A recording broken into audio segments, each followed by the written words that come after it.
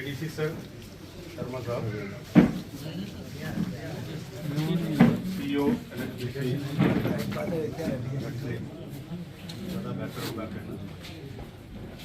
Saigal sir के साथ आए हुए जो एम्प्लॉय हैं, हमारे यहाँ PRI जो है सरपंच साहिबान और डाइस पे बैठे हुए DDC।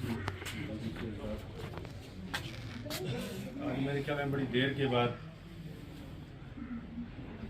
एक ऐसा दिन आया है कि कोई अधिकारी हमारे डिस्ट्रिक्ट हेडक्वार्टर से आया है जो यहाँ जनरल पब्लिक की ग्रीवेंसेस सुनने के लिए है, और उसके साथ साथ यहाँ जो प्रोजेक्ट चल रहा है उसके बारे में भी थोड़ी डिस्कशन होगी। जैसा कि उन्होंने बताया, बार बार कहा जा रहा था कि आप मुझे कोई भूल नहीं, तो मुझे ये लगा कि लोग हिचकिचाते हैं बोलते हुए, तो हम ही शुरुआत करें। चलो,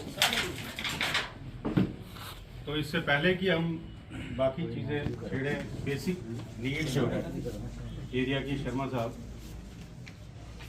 बिजली ना होने के बराबर है, इस समय भी नहीं है।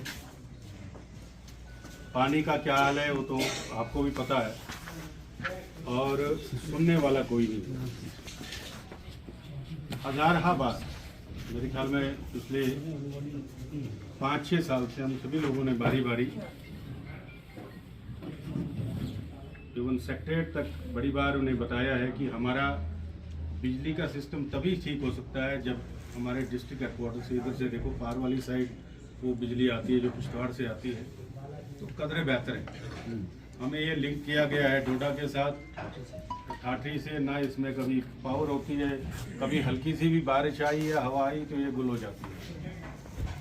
हमारे यहाँ एक स्टेशन बना हुआ है जो वो GVK वालों ने बनाया था, अगर उसको मटेरियलाइज किया जाता करोड़ों रुपए का नुकसान हो रहा है, स्टेट का नुकसान हो रहा है, देश का नुकसान हो रहा है, लेकिन बारहा कहने के बावजूद भी उसे चालू नहीं किया जा रहा। अगर वो चालू होता तो हमारे आसपास के 2, 4, 5, 6 या इवन सुरूर तक को उससे बिजली मिलती। तो अगर उसके बारे में भी थोड़ा सा आप ध्यान करें, अपने जो जैसे रूटीन में कागज जाते हैं थोड़ा सा हो, तो बिजली का एक एरिया जो है वो हमारा सेटल हो सकता है। राशन जो लोगों को मिलता है आज की डेट में भी, सुबह ही मैंने अपने एक डीलर को फ़ोन किया था, सिटीज़ में अगर आप गेहूँ दें उन्हें तो शायद वहाँ कहीं वो जो उनकी चिट्ठियाँ वगैरह हैं वो आटा चाटा हो सकता है, जबकि गांव में होता नहीं। सिटीज़ में आपको दूध मिलेगा, गांव में नहीं मिलेगा, क्योंकि गांव में अब लोग इतने एडवांस हो गए हैं कि ये काम करके राजी है। वो चलो दूसरी डिस्कशन है। तो वो राशन भी यहाँ प्रॉपर टाइम पे लोगों को नहीं मिलता। अगर उनको हम कहते हैं गेहूँ ले जाओ, तो गेहूँ लेकर वो कैसे उनको बॉयल करके खाएंगे, ये तो आप बेहतर समझते हैं। ये जो बेसिक नीड्स थे। और सर पिछले लगभग 7-8 साल से हमारा एक मसला है, ये जो रोड है जो बदात से होती हुई सर्कल जा रही है, काम इस पे जो रेंग रहा है, लगभग 8 साल से इस पे काम लगा हुआ है। जो लोकल है वहाँ, मतलब हम जो स्टैक होल्डर्स हैं, लगभग 500 से 1000 कनाल जमीन आबी है उसके नीचे, वो सारी की सारी जो है पैरालाइज कर दी गई है। कोई धान नहीं होता, सारे खेत खत्म हो गए हैं। लोग अगर कहते हैं, पिछले 5-6 साल से हम उसके लिए लड़ते हैं, अभी तक भी गौर से कहा। मैं आज ये समझूं, आज का जो मंच है, ज्यादातर जो नजर आज की लोगों की है वो खास इस प्रोजेक्ट के मुतालिक है, क्योंकि इलाके में बेरोजगारी है, कहीं से भी रोजगार नहीं मिल रहा है। एक साधन गवर्नमेंट का था MG नरेगा, मुझे लगता है आज की डेट में उस पे भी कोई नजरसानी नहीं है। एडीसी साहब, यहाँ जो प्रोजेक्ट का एक मसला है, ये एक बहुत बड़ा उबाल सा बन गया है। खास करके प्रोजेक्ट एक रटले के नाम से है, अगर बदनामी है तो उत्तरामशला को सहनी पड़ती है। मैं बता दूं, यहाँ पे जो सबसे बड़ा मसला है, जिन जमींदारों ने इस प्रोजेक्ट को डोनेट की लैंड, उसके साथ उन जमींदारों के साथ एक बहुत बड़ा खिलवाड़ हुआ। जब यहाँ पे बूथ लेवल का प्रोजेक्ट बनने जा रहा था, जो जीवीके और एलएनटी बना रही थी, उसमें एक एमओयू साइन हुआ था। उस टाइम मैं भी एक सरपंच था, हम भी एक मेंबर थे उस कमेटी के। उसमें ये एक एग्रीमेंट हुआ था कि जिसकी भी जमीन हो वो 35 साल के लिए इस प्रोजेक्ट से रोजगार लेगा। आज न जाने किसने ये एग्रीमेंट किया, किन लीडरान ने एग्रीमेंट किया, किस एडमिनिस्ट्रेशन ने एग्रीमेंट किया। आज जमींदारों को एक आम जनता की तरह प्रोजेक्ट में, वो भी किसी थर्ड पर्सन के नाम पे धकेल कर 4 साल का या 5 साल के वक्त में प्रोजेक्ट तैयार होगा। उसके बाद उन जमींदारों का क्या हाल होगा वो अल्लाह ही बेहतर जानता है। एडी साहब, हमारी आपसे रिक्वेस्ट है, आप थोड़ा इसको बारीकी से देखें। जिन्होंने जमीन दी, जमीन ही एक यहाँ के लोगों का एक सहारा था। आप देखिए किश्तवाड़ में जमीनों का रेट क्या है और द्राबशाला में क्या है रेट। आज की डेट में अगर हम खरीदें जमीन 10 लाख से कनाल हमें यहाँ नहीं मिलेगा, जबकि हमने उस टाइम 60,000 80,000 के हिसाब से जमीन दी। हमारा ये मुतालबा रहेगा कम से कम जिनकी जमीन गई हुई है उनको आरएचपीसी या पीडीसी से कोई अलग सी ज्वाइंट विंग निकाल के उनको उसमें तैनात किया जाए। रही बात यहाँ पे रोजगार की मसला, यहाँ पे इस टाइम आरएचपीसी दिखने को मिल रही है, जबकि हमें धकेला जा रहा है मेगा की तरफ। मेगा के साथ हमारा रोज लड़ना भिड़ना होता है, आरएचपीसी तो वहां दिखती नहीं। मेरा ये मानना है कम से कम इस प्रोजेक्ट को देखिए, इसमें कौन से लोग लगे हैं, कहाँ के लोग लगे हैं। यहाँ के लोग अगर बेरोजगार हैं, यहाँ का लोग अगर सीमेंट के लिए भी नहीं उठाने के लिए इनको लगता, लेबर के लिए नहीं लगता, क्यों बाहर से वहाँ मुलाजिम आ रहे हैं, क्यों बिहार से आ रहे हैं? क्या हमारे इलाके में ऐसे लोग नहीं जो सीमेंट का काम भी नहीं कर सकते हैं, जो पत्थर का काम नहीं कर सकते हैं? ऐसा मसला एक बहुत बड़ा बहरान है। रही बात इलाके की, वो तो आपको मालूम है, यहाँ पे एक रोड बुगड़ाना का बन रहा है जिसमें मैं खुद जाती जमींदार हूँ, मेरी भी जमीन गई हुई है। 15 साल से हम आपके एलसी ऑफिस में, कभी तहसील ऑफिस में अभी तक मुआवजा नहीं मिला। ऐसी ऐसी जरूरियातें लोगों की हैं, इन पे अगर नजरसानी की जाए, मैं कहता हूँ इससे बड़ापन, इससे बड़ी एडमिनिस्ट्रेटिव रोल और क्या हो सकता है। शुक्रिया, आदर। जो बातें हुई उन पर हम नहीं जाएंगे। मैं इलाका सूर जो टटानी पटवार हल्का लोहंदरी है वहाँ से बिलोंग हूँ। सब लोगों की बड़ी समस्या है, कहते आए हैं, कुछ चीज़ें बनी हैं, कुछ नहीं है। बहुत सी तकलीफें लोगों को उठानी पड़ती हैं। सर, रोड एक जा रहा है जो द्राबशाला बिमलनाग का नाम है, पिछले साल उसे प्रेमिक्स हुई थी और एक पार्ट उसका रह गया। इस वक्त तक वो ठेकेदार काम नहीं कर पाता है, जबकि दिक्कत है। शायद आप लोग गए होंगे बिमलनाग तक, उसकी हालात देखी होगी। एक तो बड़ी समस्या उस रोड की है। दूसरी सर, इस वक्त इस दौर में इलाका सुरूर एलोपैथिक यानी तिब्बी सहूलियात से बिल्कुल महरूम है। जबकि अगर किसी की सरदर्द होती है किश्तवाड़ या द्राबशाला या ठाठिया, द्राबशाला तो है नहीं कोई, ठाठिया किश्तवाड़ जाना पड़ता है। इसके लिए कम से कम हमारे पास एक आयुर्वेदिक सेंटर है, अरसा दराज से 1947 से पहले कहीं आया है, वो कुकड़ावास में है। डॉक्टर कहीं थोड़ा सा तब तक जब तक कहीं हमें कुछ बने तो उस आयुर्वेदिक के लिए अगर डॉक्टर आता तो अच्छी बात थी।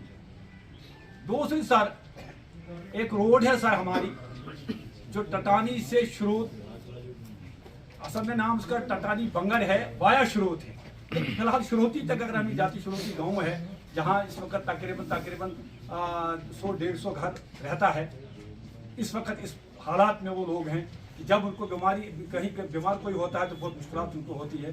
दूसरा सर, ये जो प्रोजेक्ट का मसला इस वक्त हुआ, तो सर यहाँ पे इलाका सुरूर, मैं कहता हूँ कि लैंड यूजर के अलावा यहाँ का जीरो डिस्टेंस, यहाँ के बाकी गाँव के लड़के सर ट्रेनिंग करके लोन निकाल के बीटेक करके लड़के हैं सर। बाहर से अगर आते हैं बलेसा से, वो भी हमारे लड़के, किश्तवाड़ से, वो भी। लेकिन पहले कम से कम प्रेफरेंस तो यहाँ इलाके को देना चाहिए था। हमारे लड़के सब लोन निकाला है तो उन्होंने ट्रेनिंग की है और इस वक्त तो बैठे हैं बेकार है। कम से कम अगर उनको भी कहीं 2 वक्त की रोटी मिलती तो अच्छी बात है। इसके ऊपर गौर करने की जरूरत है, क्योंकि इलाका सुरूर ये पहले से ही पीछे है और आज फिर भी इसको धकेला जाता है। जनाब वालों से गुजारिश है कि ऐसी जैसी क्या कहते हैं बातों पे थोड़ा सा गौर करना है।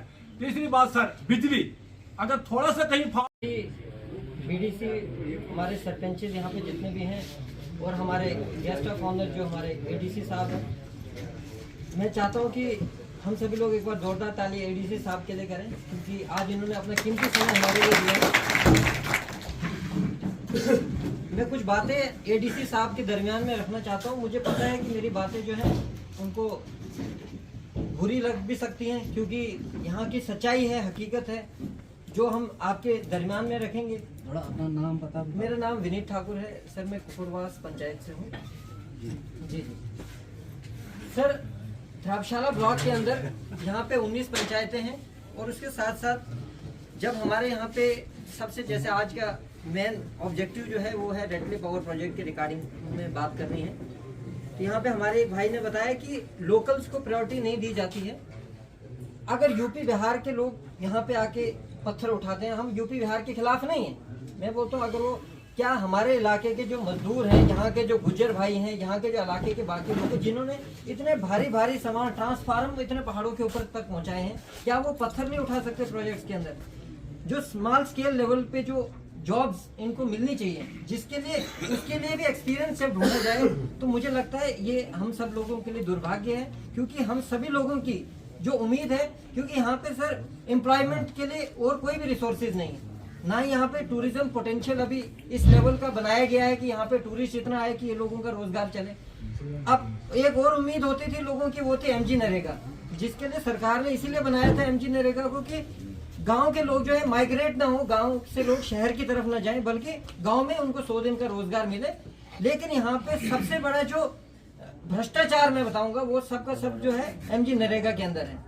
यहाँ पे 4-5 लोगों के नाम पे पिछले 3-4 सालों में आप देखो कंटिन्यूसली 4-5 वेंडर्स बनाए जाते हैं, उनके अकाउंटों में पैसा डाल के लाखों रुपया 5-6 लोगों के अकाउंटों में डाल के, और उनकी अगर आप संपत्ति सर अगर आप अपनी एक विजिलेंस टीम बिठाएं, हम भी आपके साथ सपोर्ट करेंगे। उनकी संपत्ति, करोड़ों की संपत्ति जो है किश्तवाड़ और जम्मू में, एक छोटा जिसकी 6 से 10 हजार रुपए सैलरी है, उसकी करोड़ों की संपत्ति आज बनती है। और एक गांव का जो आदमी जो मटेरियल का काम, मटेरियल भी खुद लाएगा और स्किल्ड का काम भी खुद करेगा, सब कुछ खुद करने के बाद उसको जॉब कार्ड का पैसा भी पूरा नहीं मिलता सर। ये यहाँ के जितने भी लोग हैं, क्या आप इस बात से सहमत हैं? ये सर यहाँ के लोगों के साथ जो है डिस्क्रिमिनेशन हो रही है, क्योंकि हम डिस्ट्रिक्ट ऑफिस में जाते हैं। परसों भी हमने एक डीसी साहब से एक बात की थी, उन्होंने मेरे सामने ही कॉल किया, डीसी साहब ने, हायर सेकेंडरी स्कूल शारोद है हमारे कुकुड़वास में सर, एक आरडीडी डिपार्टमेंट ने उसको बनाया, और नहीं सॉरी आरएनबी ने उसको बनाया। आरएनबी ने जब उसको बनाया सर, 47 लाख रुपए की पेमेंट हुई उस बिल्डिंग की। आप उस बिल्डिंग का अगर दौरा करेंगे, सब स्टैंडर्ड मटेरियल से बिल्डिंग बनाएगी, और उस बिल्डिंग के अंदर हायर सेकेंडरी स्कूल शारोद कुकुड़वास सर, सब स्टैंडर्ड मटेरियल से बिल्डिंग का बनाएगी। आप देखिए 47 लाख, अगर उसमें 7 लाख रुपया भी ढंग से लगाया होता तो शायद वो बिल्डिंग बहुत अच्छी रहने लायक बनती। इस वक्त 400 बच्चे उस बिल्डिंग के अंदर है, वहां पे पढ़ रहे हैं, और एक भूकंप का झटका अगर आएगा, 400 बच्चों की मौत की जिम्मेवार जो होगी डिस्ट्रिक्ट एडमिनिस्ट्रेशन किश्तवाड़ होगी। मैं क्यों बता रहा हूँ? देखो आप, मैंने कहा था मेरी बात आपको हो सकता है बुरी लगे, क्यों? डिस्ट्रिक्ट एडमिनिस्ट्रेशन किश्तवाड़ इसीलिए होगी क्योंकि पिछले 1.5 साल से मैं लगातार सीपीओ सर, डीसी सर, आपके संदर्भ में भी ये नॉलेज में शायद नहीं आई होगी, क्योंकि फाइल डायरेक्टली जो है सीपीओ को ट्रांसफर हुई थी, एंड देन सीओ साहब को। डीसी साहब ने मेरे सामने कॉल करके सीओ साहब को बोला कि उस बिल्डिंग के अंदर एक भी बच्चा ना बैठे, और परसों ही मैंने कॉल भी किया और मैं स्पॉट पे भी गया, 400 बच्चे अभी भी वहीं पे हैं। इस वक्त जैसे ध्राबशाला में दुर्घटना हुई, 4 लोगों की जिंदगी गई, प्रोजेक्ट वालों के लिए तो वो 4 वर्कर थे, लेकिन जिनके परिवार के लोग गए उनके लिए वो पूरी जिंदगी थी। तो इस वक्त जब कुछ हो जाता है उसके बाद एडमिनिस्ट्रेशन हरकत में आती है। अगर इन चीजों के ऊपर पहले ध्यान दिया जाए, 400 बच्चों की जिंदगी अगर खतरे में है, उसके बाद क्यों नहीं आप उन ठेकेदारों को ब्लैकलिस्ट करते हैं? इसका मतलब एडमिनिस्ट्रेशन या यहाँ के लीडर जो है उन ठेकेदारों के साथ कुछ उनका आपसी कुछ है रिलेशन। इसीलिए हम चाहते हैं सर एक स्ट्रिक्ट एक्शन हो इन चीजों के ऊपर, ताकि यहाँ के लोगों के साथ गलत ना हो। उसके साथ साथ सर यहाँ पे प्रोजेक्ट है, बहुत खुशी की बात है, प्रोजेक्ट है, 4 साल के बाद ये प्रोजेक्ट वाले लोग चले जाएंगे। लेकिन इस वक्त जो यहाँ के लोगों की सबसे बड़ी प्रॉब्लम है सर, हेल्थ इज वेल्थ। अगर हमारी सेहत ही नहीं है तो हम कुछ भी नहीं करेंगे। 4 साल के बाद यहाँ पे 95% लोग आपको अस्पतालों के चक्रों में देखेंगे। पैसा क्या कमाएंगे वो एक अलग बात है, लेकिन 4 साल के बाद यहाँ पे ब्लास्टिंग करते हैं, लेकिन उसके बाद पूरा पोल्यूटेड ये पूरा एरिया होता है, ठीक है। और यहाँ पे छोटे से छोटे बच्चों के हेल्थ के बारे में कंपनी की तरफ से क्या किया जा रहा है? कुछ भी नहीं। उसके साथ साथ जो लोकल्स को जो प्रायोरिटी देनी चाहिए थी, अभी हमारा पूरा चंडाली वाला एरिया है, सरूड़ है, कुंतवाड़ा है, इस पूरे एरिया के साथ टोटली डिस्क्रिमिनेशन है सर। जो ऊपर के लोग हैं, यहाँ पे एक पैरामीटर सेट किया गया है कि सलाना, जुशाना और डलोती तक ही लोग जो है इस प्रोजेक्ट के अंदर हकदार है। ऐसा नहीं है। अगर हम लोगों का जीना मरना एक साथ है, हमारा रास्ता एक है, हमारा कुल देवता एक है, हमारी कुल देवी एक है, हम सब लोग अगर एकता की बात करते हैं तो फिर ऐसे पैरामीटर्स क्यों बनाए गए कि कुंतवाड़ा जो है वो इस लेवल में नहीं आते? हालांकि सबसे ज्यादा नुकसान कुंतवाड़ा वालों का है। हालांकि सरूड़ वाले क्या, उनका कोई हक नहीं प्रोजेक्ट के अंदर एक भी। तमाम अफसरान को आदाब व सलाम। मैं बेंच बशीर अहमद वार्ड नंबर 4 से घाट पंचायत घुटना चुड़ियाना से हूँ।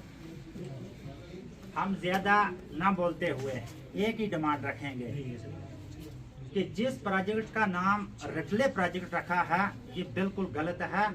हालांकि इसका नाम प्रोजेक्ट सी घाट रखना चाहिए था, जिसमें सब काम हो रहा है। आप मौके पर चलें और देखें प्रोजेक्ट का इस वक्त जितना भी काम है, चाहे वो डैम का हो, डैम टॉप हो, रोड हो, ब्लास्टिंग, सब वहीं हो रही है। और जो हमारा गांव है, आप मौका करो। मैंने 10 बार तहसीलदार साहब को गुजारिश की कि आप जाकर फीता डालो कि अगर हम 50 मीटर की दूरी पर भी नहीं है, हम ये 15-20 मीटर की दूरी पर हैं। ना तो अभी तक हमें अफेक्ट में रखा गया इस गाँव को, ना किसी बच्चे को लगा रहे हैं। हम जाएं तो जाएं किसके पास? हमने चुने थे नुमाइंदे, डीडीसी और बीडीसी। हमारी आवाज करने वाले तो यही लोग थे। हम अनपढ़ लोग हैं, हमारी कोई सुनाई नहीं है। लेकिन ये भी इनको भी, मुझे लगता है इनको भी हमारी टास से मासनी जा रही है। लिहाजा हम गरीब लोग हैं, आप मौका करो हमारा कि अगर हमारा कुछ नुकसान नहीं है तो हम कभी भी डिमांड नहीं करेंगे, नई प्रोजेक्ट में आएंगे, वहीं मरेंगे वहीं। जब हमारा नुकसान, माल मवेशी हमारा मार रहा है, 4 गाय परसों हुई तो किसी ने वहाँ आकर नहीं देखा कि भाई क्या हुआ। अच्छा, कोई लगा नहीं रहा है। फिर 4 लड़के का पोल पर बैठे, फौरी तौर पर उनको जी पर्चा काटो। भाई अगर हम हक मांगते हैं तो पर्चा भी हमें पर, जुल्म भी हमें पर, प्रोजेक्ट भी हमें हमारा ही। तो सर हमारी कुछ ना कुछ सुन कर जाना। और तहसीलदार को भी पता है, डीसी साहब को भी पता है, आप सबको इस चीज़ का पता है सर। शुक्रिया। साहिब सदर साहब, ऑफिसर साहिबान, डीडीसी साहिबान और बीडीसी साहिबान, सरपंच साहिबान, मेंबर साहिबान, ब्लॉक के तमाम मुलाजमीन जिस दफ्तर में मीटिंग होने जा रही है, दुख इस बात का है कि लोगों को बुला के बात पूछी जाती है। जब लोगों को बात बड़े गौर से समझना सर, बात लोगों को बुला के पूछते हो, लेकिन जब बात करनी है तब PRIs की पूछते हो या BDC या DDC को पूछते हो कि नुमाइंदे वो हैं। अगर इसका मतलब नुमाइंदे जब नाकाम हो जाते हैं फिर आप पब्लिक को पूछने आते हो। मेरी ये गुजारिश रहेगी, नुमाइंदे तो चुनते हैं हम, क्या नुमाइंदों को अपने इलाकों की, अपने वार्ड की, अपनी पंचायत की मुश्किलात दिखती नहीं है? हमारा इनको वोट देने के बाद, इनको बनाने के बाद हमारा और वक्त ज़ाया करना, और फजूल में आज तक मैं 10 बार इस ब्लॉक दिवस के मौके पर यहाँ बोलता रहा हूँ, किसी एक चीज़ पर मैंने एक्शन नहीं लिया।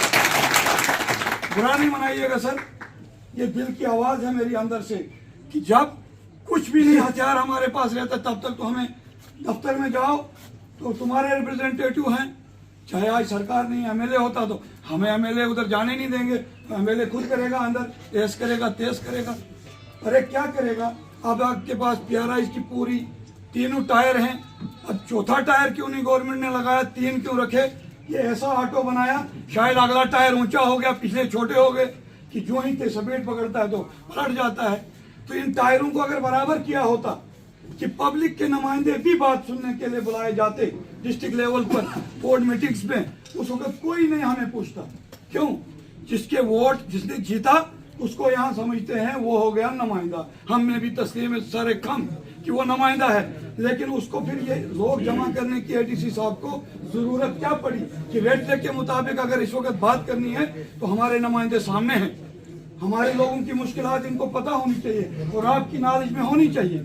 जनाब वाला सितम ज़रीफी ये है, कहाँ से शुरू करूँ? अगर ब्लॉक के लेवल से इस बात को कहूँ तो कुछ एक लंबी चौड़ी फहरिस्त है मेरे पास, लेकिन अगर सिर्फ प्रोजेक्ट की बात करूँ तो जनाब वाला को सब लोगों ने बड़े विस्तार से बड़ी तवक्का से ये बातें कही।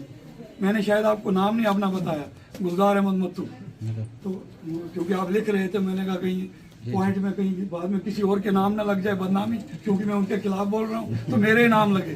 तो कहने का मतलब ये है सर, प्रोजेक्ट द्राबशाला में आया, सन 2011 में भी आया। प्रोजेक्ट बनना है, देश की तरक्की के लिए इस बिजली की ज़रूरत है, देश को आगे चलाना है तो हमें पावर चाहिए। वो पावर सिर्फ मोहर वाली पावर नहीं होती है, जनरेशन होनी चाहिए, आमदनी होनी चाहिए, तो उसके लिए प्रोजेक्ट बनाना ज़रूरी है। प्रोजेक्ट बनाते वक्त कौन हर्डल्स डालता है, कौन बिना मकसद के रुकावटें डालता है, उन पर एक्शन होना चाहिए। क्यों उनको बिला ज़ाब्ते वो जो बेज़ाब्त किया करते हैं उनको कोई नहीं पूछता। फिर जब एक क्राइम, एक बच्चा अंडा चोरता है, अंडा चोर के लाता है, माँ अगर उसको उस पर चुप करती है वो बड़ा होकर डाकू बनता है। ये बातें हमको स्कूल में पढ़ाया करते थे कि अगर अंडे की चोरी पे माँ ने नहीं डांटा तो वो बाद में बड़ी चोरियां करते हैं। तो अगर जो छोटे क्राइम यहाँ हो रहे हैं, छोटे मोटे मसले अड़चने बन रही हैं, लोगों को तकलीफ में डाला जा रहा है, किसी दिन प्रोजेक्ट बंद, किसी दिन हंगामा, किसी दिन पुलिस के पास, किसी दिन और कुछ मामला, तो एडमिनिस्ट्रेशन कहाँ है? किन बातों पर एडमिनिस्ट्रेशन सोच रही है? अगर जनाब वाला इस वक्त आपके पास गवर्नर साहब ने, इस वक्त हमारी यूटी में कोई किसी पॉलिटिकल आदमी का कोई रोल नहीं है, चाहे कोई सियासी पार्टी ये कहे हमारा रोल है, लेकिन कागजों में कलम जनाबों के पास इस वक्त गवर्नर साहब की उस नेतृत्व में आपके पास है, आपके पास पूरे इख्तियारात आपके पास हैं। तो आप देखिए क्या हो रहा है। प्रोजेक्ट को स्मूथली चलाने के लिए किन लोगों का रोल है जो उसको चलने नहीं देते।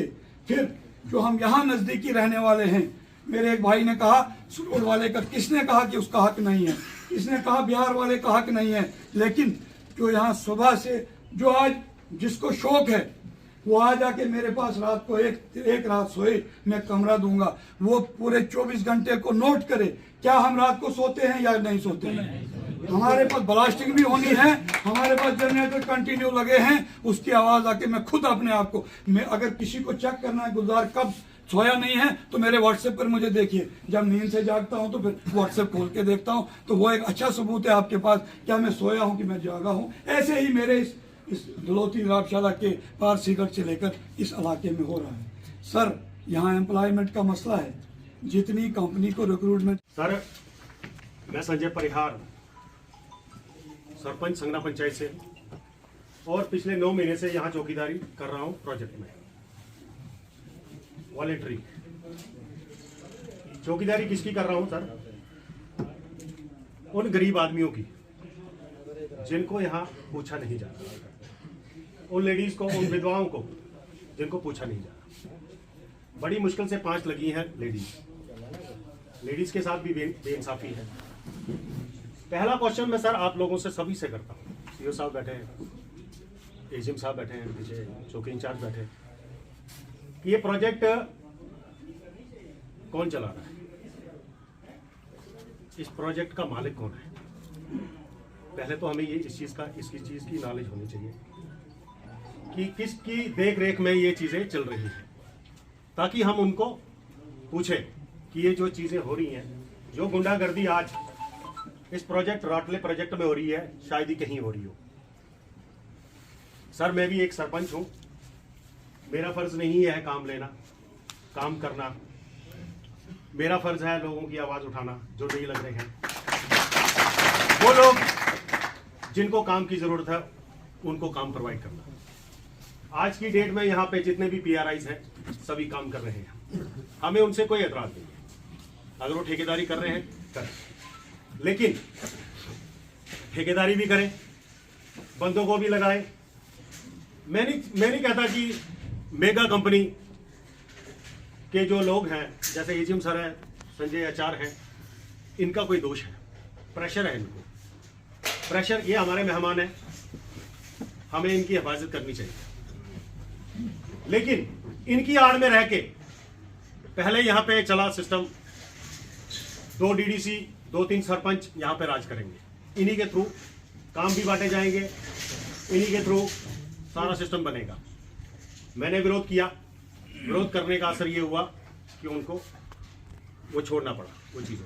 आज एकता कमेटी पे आ गए हैं ये लोग। पिछले कुछ दिनों में 15 दिन में इन्होंने एकता कमेटी बनाई। क्यों बनी है ये एकता कमेटी? क्या ये प्रोजेक्ट इन्हीं का है, सबका, इन्हीं धर्मशाला और सलाना वालों का है? क्या और लोग नहीं है? जैसे सीए घाट वाले हैं, लीलारन वाले हैं, उनकी आवाज क्यों नहीं उठाते ये लोग? वोट इन्हीं से लिए हैं। क्या लिए कि नहीं लिए आप लोगों से? आप ही लोगों ने इनको बनाया है। आज यही मालिक बन के बैठे हैं यहाँ पे। मैं आपसे सर एडीसी साहब आपसे एक ही चीज पूछूंगा कि इस प्रोजेक्ट का वाली वारिस है कौन? हम गरीब कहां अपनी सुनवाई रखेंगे? आपको इस चीज का जवाब देना पड़ेगा। मैं नहीं कहूंगा एजीएम सर कि इन पे दोष वो करूंगा, क्योंकि इन पे प्रेशर बनाया है इन लोगों ने। जैसे ही हम कोई किसी 4 आदमी को लेके जाते हैं लगाने के लिए, इनके पास पीछे से पूरा ग्रुप आता है, पूरा ग्रुप आके हम पे हमला करने की कोशिश करता है। 8 बंदों पे परसों इन पे एफआईआर लगी। क्यों लगी सर? क्या कसूर था उनका? बाद में बोला गया कि पत्थर मारा। किसी ने पत्थर नहीं मारा, आग सेक रहे थे साइड पे, ठंड का वो टाइम था। यही तो कसूर है कि हम बोल रहे हैं कि हम 3 दिन एजिटेशन करेंगे, 4 दिन करेंगे। क्यों नहीं कोई गया वहां पे पूछने के लिए? मेरे को बोला गया संजय परिहार को हटाओ साइड पे, यहाँ पे एजीएम सर आएंगे या कोई और आएगा। मैंने कहा कोई नहीं आएगा, मैंने कहा यहाँ पुलिस आएगी अगर मैं हटा तो। और वो ऐसा ही हुआ। मैं ठाठी पहुंचा, मेरे को वहीं फोन आया, इनको उठा के ले गए, मारा और इन पे एफआईआर दर्ज हुई। मेरे पे खुद भी 2 एफआईआर लगी। किस बेस पे? कि हम इन लोगों की आवाज उठाते हैं। काम मांगने नहीं जाते हम, या काम मांगने जाते हैं। हम सिर्फ यही कहते हैं कि इनको लगाओ। जो बुजुर्ग यहाँ खड़े थे वो सामने बैठे हुए थे, 11 दिन उन्होंने रजिस्ट्रेशन की वहां पे, ये क्यों नहीं लगा? इनके साथ कम से कम धर्मशाला और डुग्गा साइड के, खोरी साइड के कई लोग वहां थे, क्यों नहीं लगे आज तक? उनको टैग लग गया कि ये हमारे आदमी नहीं है, ये उनके आदमी है। जहां सर गुंडा राज चल रहा है, उस गुंडा राज को समझिए और इनको इंसाफ दिलाइए। और कुछ नहीं। आज बड़ा खुशी का दिन है कि जो आप लोग यहाँ पे आए।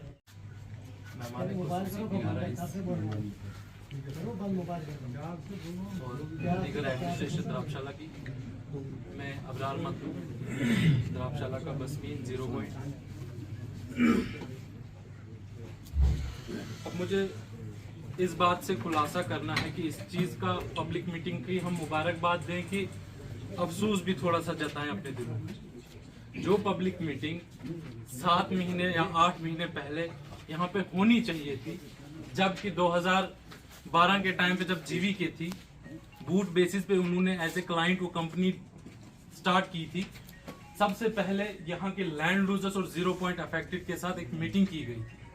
क्यों सर? वो मीटिंग इसलिए की गई थी कि दुकान मेरा था, किरायादार मैंने ढूंढना था। जो किरायादार मेरे दुकान पे आया, उसने मेरे साथ कुछ शर्तें तय की कि भाई तेरे दुकान को मैं किराए पे इतने टाइम के लिए ले लूंगा, तेरे से ये शर्तें तायीन की गई। सर हो क्या गया? वो स्टेट ओन प्रोजेक्ट था, शर्तें ओनर के साथ हो गई, बट किन बुनियादों पे वो प्रोजेक्ट बंद हो गया हमें अफसोस है। खासकर इस धर्मशाला की आवाम को अफसोस है, तहसील धर्मशाला की आवाम को अफसोस। नुकसान हमें पता है और हमें नहीं पता वो बंद किन्होंने करवाया। सर दुख की बात यह है कि डिसाइड ये होता है कि अब ये प्रोजेक्ट जो स्टेट ओन था अब चालू हो गया। हम लोगों को यहाँ पे पता है, जो लेमैन है हम, कि प्रोजेक्ट फिर से स्टार्ट करवाया गया, वो ढोल धमाके के साथ। सर अब स्टेट ओन नहीं है, सेंटर ओन प्रोजेक्ट। बट उस दुकानदार से शर्तें पूछी नहीं गई थी कि जिन शर्तों पे तेरा दुकान ले लिया गया था क्या वही कंटिन्यू कराकर चलाएं कि कुछ और शर्तें इंप्लीमेंट हो गई। सर आज शर्तें नहीं है और साफ है और पता है, सबों को पता है। सीधे सीधे हमारे आरएचपीसी से मेगा से बताया जाता है कि जिनसे जमीनें ली हैं आपको नौकरियां कोई नहीं है, सबको बताया जाता है कि नहीं बताया। लेकिन सर जब पब्लिक मीटिंग हो गई थी, रेड्डी साहब आए थे, उन्होंने 2 चीजों का आश्वासन दिया था सर, 2 चीजों का आश्वासन। एक, जिनकी जमीनें गई बूट बेसिस पे प्रोजेक्ट था 35 साल के लिए, उनको उस जीवीके में सर जो 35 साल के लिए उसको ऑपरेट करता और ट्रांसफर करता स्टेट को, उसमें नौकरी थी सर मैं उसमें लगा हुआ पहला सीनियर इंजीनियर सिविल था। मुझे दुख इस बात का था कि वो प्रोजेक्ट चला गया और मेरे जैसे सभी जवान, सभी रोजगार कमाने वाले अपाहिज हो गए सर। क्योंकि करियर में ऐसा ब्रेक लगता है कि बंदा सोचता है अब मैं आगे करूं क्या। अगर मैंने स्टेट की जॉब छोड़ के घर के प्रोजेक्ट में स्टार्ट की थी, वो अपॉर्चुनिटी चले गई, अब दूसरी आई है, वो कुछ और टर्म्स बता रही है सर। मान के चलो कि अब हम सेल्फ सस्टेन्ड हो गए, यूथ को गवर्नमेंट सपोर्ट करती है, मान के नौकरी नहीं चाहिए सर। यहाँ पे जितनों ने आपसे बात की है उनको नौकरी तलब की है, आपका हक है उनको नौकरी दिलवाना, क्योंकि सर इलाके में प्रोजेक्ट आया है और रिस्पॉन्सिबिलिटी आपके कंधों पे सर, दिलवा दीजिए नौकरी। अब हम बात करते हैं सर इधर की 0 पॉइंट की सर, 0 पॉइंट सर। ये प्रोजेक्ट के बेस पे हर हाइड्रो प्रोजेक्ट को देखकर दूसरे प्रोजेक्ट के आरआर प्लान्स आते हैं, दूसरे हाइड्रो प्रोजेक्ट के प्लान किस तरह से प्लानिंग करनी, किस तरह से ऑपरेशन चलाने सर आते हैं सर। दुख की बात यह है इस प्रोजेक्ट के प्लान्स भी बन गए, लेकिन 0 पॉइंट बसमीन जो पब्लिक है ना सर यहाँ पे डैम है, यहाँ पे मकान और ये हटाया नहीं जा रहा। बहुत दुख की बात। उस टाइम पे जीवीके में जब वो रेड्डी सामने बैठे हुए थे, यहाँ पे हमारे बड़े बुजुर्ग सभी लोग सर, उनको बोला गया था सर डिस्टरबेंस, हम भीख नहीं मांग रहे सर, यहाँ पे भिखारी नहीं बैठे पड़े हैं सर, इंसान जीते हैं सर, हम लोग इंसान हैं, हम डिस्टर्ब हो रहे हैं सर।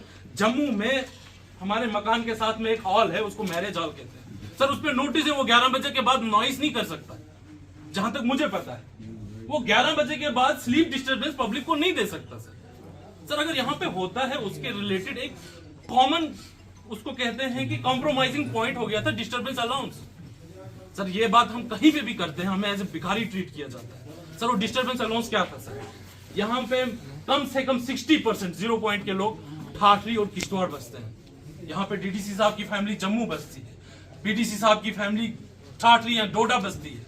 क्यों? उनको पता है यहाँ पे रहने लायक नहीं है सर। ब्लास्टिंग का सर जो एक्सप्लोसिव का डस्ट होता है वो द्राबशाला की पब्लिक ले लेती है सर। जो गर्दा होता है मक और अर्थ का और द्राबशाला की पब्लिक ले लेती है सर। जो ब्लास्टिंग साउंड्स और सुबह सुबह कंप्रेसर और आरओसीज वगैरह लग रही है, वो वाइब्रेशन हो, वो ब्लास्टिंग हो सर, मेगा ने काम करने उनको प्रोग्रेस देनी है, नहीं देंगे तो प्रोजेक्ट नहीं चल पाएगा, कोई भी कंपनी काम नहीं करेगी सर। हमें रिहेबिलिटेट, ये इमीडिएट इफेक्ट के साथ रिहेबिलिटेशन, टेम्परेरी रिहेबिलिटेशन, जो रेड्डी साहब ने कहा था कि आप लोग किराए पे रहो ठाठरियां की स्टोर, आपको उतना खर्चा दे दिया जाएगा। फिर उस बंदे की मर्जी और रहे ना रहे, कितने ही घर हैं सर, 175 की कितने, 200 क्या है सबसे कम। इतनी पब्लिक, जबकि टेंडर जब हुआ आरएचपीसी का, मेगा ने लिया, इतने कम मार्जिन, थोड़ा सा अमाउंट क्यों ना रख दे इनको रिहेबिलिटेशन करने के लिए सर। यहाँ के मेन पॉइंट जो मैं चाहता हूँ आप लिखिए, हैं 5, लेकिन उनको मैं सिर्फ यही गिनवाऊंगा, disturbance disturbance disturbance disturbance disturbance, बस सर। चावल में रहते हैं तेल। बहुत लोगों, मेरे भाइयों ने बोला और ये सच हकीकत है, और हमारे संजय जी ने बोला कि सरपंच ये काम नहीं करते, वो काम हम जाते हैं, लेकिन जब तक इनके जो भी वैकेंसी इनके पास है तो वैकेंसी के हिसाब से इन्होंने भी काम करना है। उसके अलावा द्राबशाला को 0 पॉइंट है, ये हकीकत है। वही लोग जाने जो गर्दा इस वक्त खा रहा है, जुकाम है, बुखार है, हर चीज, हर कंडीशन जो है खराब है द्राबशाला की। उसके अलावा द्राबशाला के ये लोग नहीं कहते हैं कि इलाका सुरूड़ के नहीं लगने चाहिए, कुंतोड़ा के नहीं लगने चाहिए। मैं ये चाहता हूँ सब बच्चों को रोजगार मिलना चाहिए। सबसे पहले जो 0 पॉइंट है और लैंड होल्डर जो बकाया है उनको एडजस्ट किया जाए। उसके अलावा मैं पंचायत बुगराना का सरपंच हूँ। अरसा 6 महीने से हमारे पेची वाले कहते हैं कि टेंडर लगा है, लेकिन अभी तक वो टेंडर आया नहीं हुआ है। और जिस वक्त बर्फबारी होती है तो वाहिद एक पंचायत बुगराना है जहाँ एक बूंद के लिए पानी के एक बूंद के लिए तरस रहे हैं। उसके अलावा हमारे हाई स्कूल की बिल्डिंग अरसा 4 साल से रमसा के तहत 95 लाख रुपया आया है, लेकिन जिस भी डिपार्टमेंट के पास जाते हैं वो कहते हैं आज कल आज कल।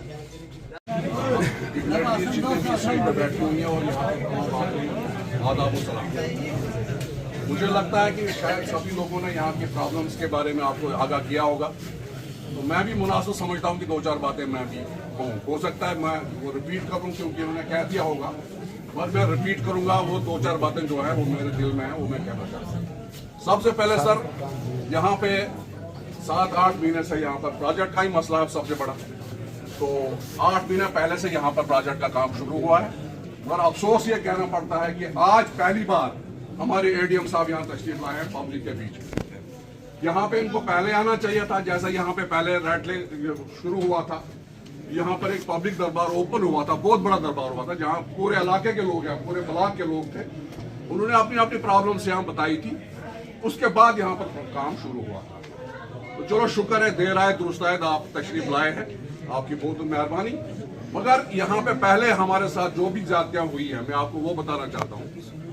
जितने भी रेजिडेंट्स यहाँ पे हैं, इनके मकानात जो क्रैक हो रहे हैं प्लास्टिक से, यहाँ पे बीच में तहसीलदार साहब ने और यहाँ पर RHPC वगैरह ने और मेगा ने एक टीम बनाई थी जो यहाँ पे तमाम मकानों की वो रैकी कर रहे थे और उसका फोटोग्राफी वगैरह लिया था। मगर वो आधे रास्ते में उन्होंने काम छोड़ दिया, बाकी लोगों का उन्होंने वो देखा नहीं किसी का। एक तो ये बहुत बड़ी प्रॉब्लम हुई कि किसी को चेक ही नहीं किया, और जितने मकान यहाँ पर क्रैक हो रहे हैं ब्लास्टिंग की वजह से, बहुत ज्यादा हैवी ब्लास्टिंग हो रही है। बीच बीच में तो कभी कभार ये थोड़ा बहुत काम कर लेते हैं वालियों, मगर जब इनको मर्जी आती है तो बहुत हैवी ब्लास्ट हो जाता है, जिससे हमारे मकान जो है वो क्रैक हो गए हैं। नंबर 1। नंबर 2, यहाँ पर डस्ट का इतना बड़ा मसला है, जहरीली डस्ट यहाँ पर हम खा रहे हैं, उसके बारे में भी कोई यहाँ पे नहीं हुआ। यहाँ पर जब यहाँ पे वो GVK थी, उन्हें 10,000 रुपया हर फैमिली को यहाँ दे रहे थे। अगर आज हम किसी से बात करते हैं कि 10,000 रुपया दे रहे थे, तो RHPC वाले हमें टोटली बोलते हैं कि ये बात ही मत करो, ये बात नहीं होनी चाहिए यहाँ पे। वजह क्या है, वो भी तो हिंदुस्तान की कंपनी थी, और आप तो गवर्नमेंट है, सेमी गवर्नमेंट है, आपको तो 10 के बजाय 20,000 यहाँ लोगों को प्रॉब्लम जो तकलीफ है उनको करना चाहिए। वो तो प्राइवेट कंपनी थी, तो आपको तो यहाँ पे। और दूसरी बात यह है, इसमें तीसरी बात यह है कि यहाँ के हम जितने भी यहाँ पे लोग हैं, हम सारे जाते हैं मेगा को एम्प्लॉयमेंट देने, जबकि यह काम RHPC का था। इन्होंने हमारे यहाँ जमीनें जो ली हैं लोगों से, यहाँ से उनको वादा किया था कि 35 ईयर्स की यहाँ पर नौकरी मिलेगी सबको, और मेगा से हमें ये 4 साल या 3 साल के लिए ट्रक ऑपरेट करके निकाल रहे हैं जी। वो मेगा जो करेगी वो करेगी। ये जिम्मेवारी RHPC की थी। मुझे लगता है कि इनको बहुत ज्यादा इनमें आना चाहिए बीच में, और लोगों को यहाँ पे इनका भला करना चाहिए। इसके अलावा सर, मैं ये 2-3 बातें जो अहम है यहाँ 0 पॉइंट, मैं इलाके की बात नहीं करूंगा, यहाँ पर हमारे बड़े तमाम चुने हुए नुमाइंदे हैं, ये बात करेंगे आपको, हम सिर्फ 0 पॉइंट की बात करेंगे। इसके अलावा सर कुछ जनरल प्रॉब्लम्स जो है दूसरी, अपार्ट फ्रॉम दिस प्रोजेक्ट, यहाँ पे सर एक हॉस्पिटल बना हुआ है बिल्डिंग, मेरे ख्याल में 8 साल से वो ऐसे पड़ी हुई है, उसको हैंड ओवर नहीं किया गया इसको मेडिकल डिपार्टमेंट। अच्छा, दूसरा बादात में है सर, हमारे पंचायत है, बादात पंचायत 2012 में बिल्डिंग कंप्लीट हुई है वो, और आज तक वहां पर भेड़ बकरियां हैं, वहां पर गाय भैंसे पड़ी है, तो वहां भी वो कोई पूछताछ नहीं है। उसके अलावा सर यहाँ पर श्री अंग्रेज सिंह राणा साहब यहाँ पर DC थे, तब 2018-19 में यहाँ पर एक टावर गिरा था, डैमेज हुआ है टावर सुकून के साथ। वो टावर आज तक, जबकि मैंने राणा साहब से भी रिक्वेस्ट की, उसके बाद अपने सरदार जी आए उनसे भी रिक्वेस्ट की, उसके बाद शर्मा साहब आए उनसे भी रिक्वेस्ट की, और आज आप भी आए, आप चौथे DC साहब हैं जिनको हमें रिक्वेस्ट कर रहे हैं कि वो तार कम से कम उठाएं वहां से, क्योंकि अगर वो तार गिर गई 33 kV नीचे लाइन है, उसके साथ में हमारी 11 kV भी है, तो यहाँ जितना बड़ा यहाँ पर ट्रेजेडी होगी ना, उसका कौन जिम्मेवार है? कोई 2018 से वो यहाँ पर ऐसा ही चल रहा है। तो इन चीजों की तरफ अगर देखा जाए, एडमिनिस्ट्रेशन देखे, तो सर कुछ न कुछ यहाँ पे भला हो। चलो ठीक है, मुलाजमत इन लोगों को मिल रही है, कम से कम मजदूरी तो हमको दी जाए। मेरी रिक्वेस्ट रहेगी जनाब वाला से कि अगर 10 लोग यहाँ की पंचायतों के लगाए जा रहे हैं, तो कम से कम 2-2 लोग पीछे पंचायतों के भी लगाए जाएंगे। उसके अलावा सर, हमारा जो बिजली का किराया अचानक बढ़ा दिया गया है।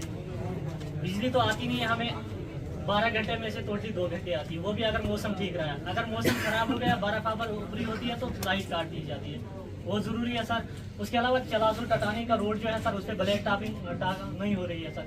सुबह भी शायद तहसीलदार साहब की नॉलेज में बात होगी, हमने एक पेशेंट को लाया, जब तक उसको ठाठ नहीं पहुंचा, बड़ी मुश्किल से उसको पहुंचाया ठाठ हमने। 3 घंटे ऊपर से लगते हैं सर पहुंचाने में। रोड की हालत खराब है सर, उस पर ब्लैक का काम हो जाए। उसके अलावा सर, फूड डिपार्टमेंट आज हर एक बंदे से फॉर्मेलिटी मांग रहा है कि गवर्नमेंट का ऑर्डर आया है कि जब तक नहीं आपकी 16-17 फॉर्मेलिटी पूरी करेंगे, आपको ई टिकट राशन कार्ड नहीं दिया जा रहा है। तो जिस भी ऑफिस में आज जाता है बंदा, वहाँ पे ई टिकट राशन कार्ड ही जरूरी लग रहा है। तो उसमें अगर देखा जाए, मेरे हिसाब से हम रिक्वेस्ट करेंगे जनाब वाला से कि अगर तहसीलदार साहब को ये हदायत दी जाती, वो एक कमेटी बनाते कि जो डिजर्व करते हैं या जो पुराने बीपीएल अंत्योदय हैं, कम से कम उनको तो इशू की जाए, क्योंकि इस वक्त पेंशन दफ्तर में मांग रहे हैं ई टिकट जनाब, तो वहाँ पे भी लग रही है। जनाब वाला से गुजारिश रहेगी।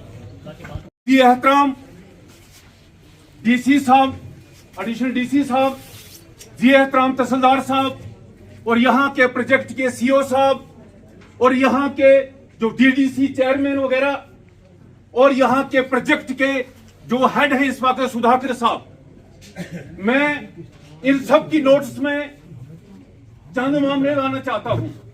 सभी लोगों ने अपने अपने मामले उठाए, सभी लोगों ने लोगों की जो भी प्रॉब्लम्स थे वो बताई, यहाँ क्या क्या प्रॉब्लम्स हैं, यहाँ क्या क्या मजबूरियां हैं।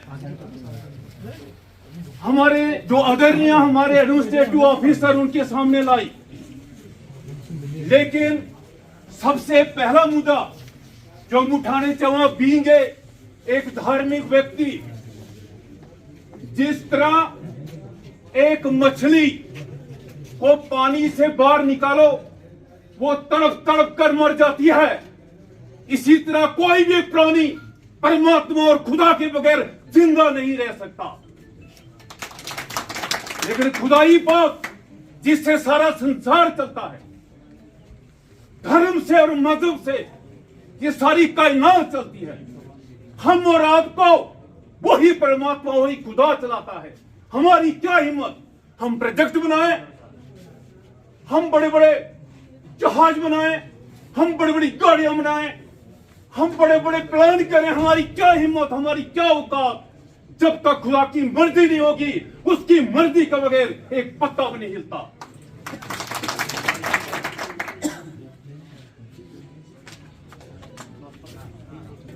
जनाब सीओ साहब जो हम प्रोजेक्ट के मालिक हैं, उनकी नोटिस में लाना चाहूंगा।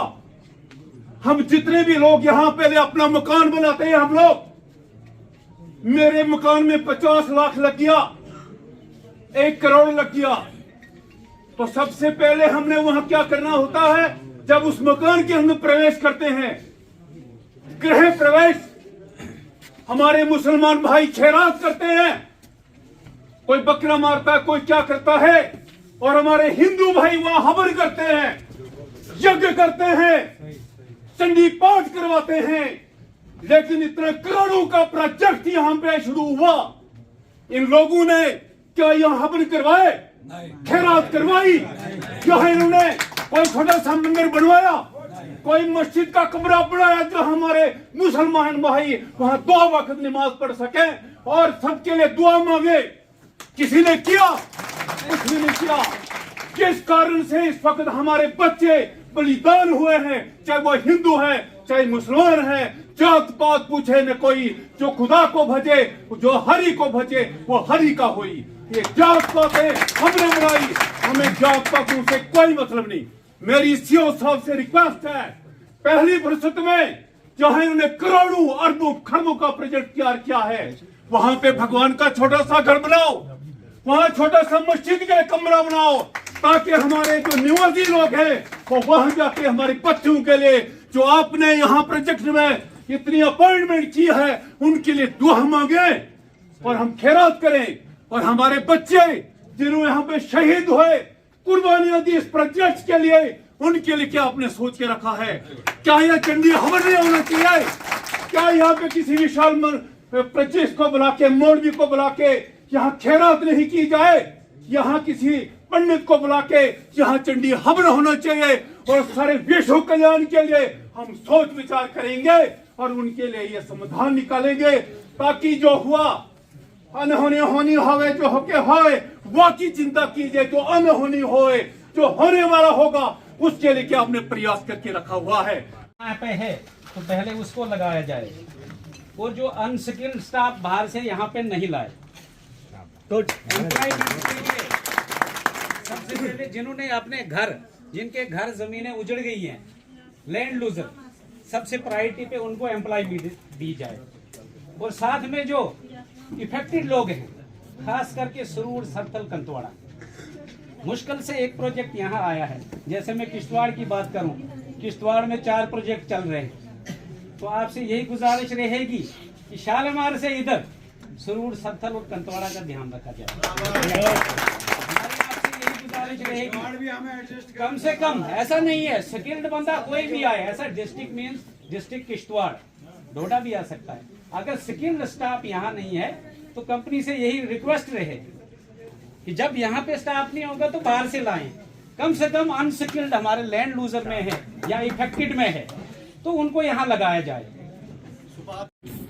ये सबसे ज्यादा डिस्पेंस 0 पॉइंट पे सबके मकान क्रैक हो रहे हैं, धूल मिट्टी खा रहे हैं, बीमारियां ले रहे हैं। पर सर मैं इन लोगों से ये पूछना चाहूंगा कि 0 पॉइंट में सबसे पहले एम्प्लॉयमेंट कब तक दी जाएगी? क्योंकि 9 महीने हो चुके हैं, लगभग 50 ही लोग हैं यहाँ पे जो कि प्रोजेक्ट में काम करने वाले। अगर 9 महीने से ये प्रयास की जाती कि हर महीने 5-5 लड़के लिए जाते तो आज खाली 5 लड़के रहते। पर मुझे ये समझ नहीं आ रही कि ये हो क्या रहा है, ये चल क्या रहा है। उसके बाद बात करते हैं यहाँ पे डेवलपमेंट की, तो सर मैं यहाँ पे कंपनी की तरफ से यहाँ पे पहले टैंकर चलता था दिन में 2 बार, तो आजकल वो टैंकर हमको कहीं दिखता नहीं, धूल मिट्टी वहाँ की वहीं। तो सर मेरे को ये समझ नहीं आ रही कि ये लोग खाली डेवलपमेंट की बात करते हैं, नौकरियों की बात करते हैं, वो आनी कब है। मेरी आपसे बस एक ही रिक्वेस्ट रहेगी सर, जल्द से जल्द हमारा 0 पॉइंट को एडजस्ट किया जाए, चाहे वो हमारी 0 पॉइंट हो या हमारी पंचायत हो, जो भी अफेक्टेड आती है उनको जल्द से जल्द एडजस्ट किया जाए। हमारे एडीसी साहब, तहसीलदार साहब, आरएसपीसी के हमारे सैगल साहब, इनकी तमाम team, mega company construction company के हमारे सुधाकर साहब और इनकी टीम, PRI के सरपंचेज और आए हुए बाकी सुरूर कुंटवाड़ा के लोग, मेरी तरफ से नमस्कार, आदाब। तकरीबन पूरे इलाके, खासकर सुरूर वाले इलाके से 8, 10, 12 लोगों ने बोला, अपनी डिमांडें रखी, अपनी प्रॉब्लम जो है रखी। कुंटवाड़ा से हमारे एक सरपंच साहब उठे थे और बशीर जी ने थोड़ी बातें रखी। मैं भी कोशिश करूंगा कि जो मुझे दिखाई दे रहा है, जो हमारे कुंटवाड़ा और सरथल मेरी कॉन्स्टिट्यूंसी जो है, वहाँ के हालात क्या है, वहाँ के प्रॉब्लम क्या है, मैं एडीसी साहब को सुनाना चाहता हूँ। मेहरबानी करके गौर किया जाए। जहाँ तक कुंटवाड़ा और मेरे सरथल की 5 पंचायतें जो है सर, पानी या बिजली या फिर स्कूल का स्टाफ या हमारे क्या नाम है डिस्पेंसरी वगैरह, कुंटवाड़ा की बात अगर करूँ सर तो पूरे कुंटवाड़ा 4 पंचायतें हैं, करीबन 40 किलोमीटर की पूरी दूरी है, 40 की 4, आप बखूबी जानते हो सर। एक डिस्पेंसरी है सर हमारे नागपटना में, एक डिस्पेंसरी का डॉक्टर आज से 6 महीने पहले वहाँ से उठाया गया। मैंने डी साहब से भी गुजारिश की, काफ़ी कोशिश की, हालांकि डायरेक्टर साहब से भी बात की, लेकिन सर वहाँ अभी तक कोई डॉक्टर नहीं है। वहाँ के लोग सारा जो बीमार होते हैं तो आप शायद देखते होंगे वक्त पे उठाकर चारपाई या बाल्टी में उठाकर तो किश्तवाड़ में जाते हैं। मेहरबानी करके सर सबसे पहला मेरी ये गुजारिश रहेगी कि कुंटवाड़ा नागपटना डिस्पेंसरी के लिए डॉक्टर, मैं कहता हूँ सर 2-4 दिन के अंदर, आजकल मौसम खराब है, कुछ बच्चे बीमार होते हैं, कितने बच्चों को सर उठा कर वो किश्तवाड़ पहुँच जाएंगे। ये बहुत जरूरी सर, मैं आपसे रिक्वेस्ट करूँगा बार बार वहाँ के लिए डॉक्टर तैनात किया जाए।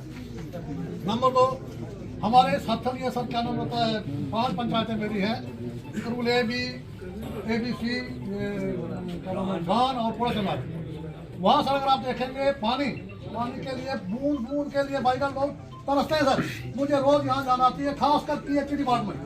मैंने 2-2 बंडल के लिए सर AW साहब अगर यहाँ होंगे तो या PHE से कोई होगा, 2 बंडल सर पानी टूट जाता है, हिली एरिया है, पत्थर अगर कहीं आता है पाइप टूट जाती है, पाइप जोड़ने के लिए पाइप मिलते हैं सर। ये कोई शिकायत नहीं है, मैं हकीकत बोल रहा हूँ। यही हालत हमारी कुंटवाड़ा के सर PHE के अगर आप देखेंगे, हालांकि 5 पंचायतें सर्कल की और 4 कुंटवाड़ा की, हर पंचायत का मतलब वो बनाया उन्होंने, प्रोजेक्ट बनाया है। 3-3, 4-4, 5-5 करोड़ का एक पंचायत का प्रोजेक्ट बना है। न जाने वो टेंडर क्यों नहीं हो रहे। आज तक मेरे ख्याल में बाजार साइड से टेंडर हुए हैं, मगर हमारे कुंटवाड़ा और सर्कल से अभी तक टेंडर नहीं हुए। मेहरबानी करके सर PHE वालों को, जल शक्ति वालों को ये थोड़ी हदायत की जाए कि वो टेंडर करवा के कम से कम, अभी यहाँ लोगों ने बोला था कि प्रोजेक्ट की वजह से, ब्लास्ट की वजह से जो पानी कहीं चश्मा था भी वो भी सूख गया सर। यहाँ हमारा गाँव लिलार में सिकट पड़ता है सर। अगर आप यहाँ की हालत देखोगे आप बोलोगे वाह क्या ये लोग कहीं पी रहे हैं। जिसी कुएं से माल पानी पीता है उसी कुएं से ये लोग पानी पीते हैं सर। ये लिलार में सिकट, मेहरबानी करके सर इनको PHE वालों को, जल शक्ति वालों को थोड़ी हिदायत की जाए कि पानी के बारे में थोड़ा देखें, टेंडर करवाएं।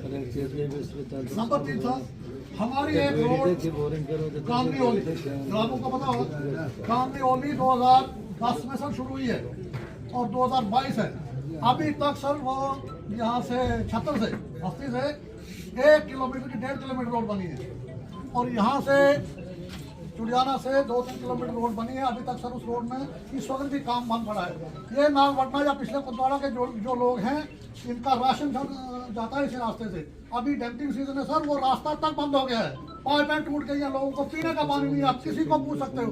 जहाँ हमारे सरपंच साहब संगना के बोल रहे थे ये है वो है, मैंने ये किया वो किया, पहले वो वहाँ की बात करें अपनी पंचायत की।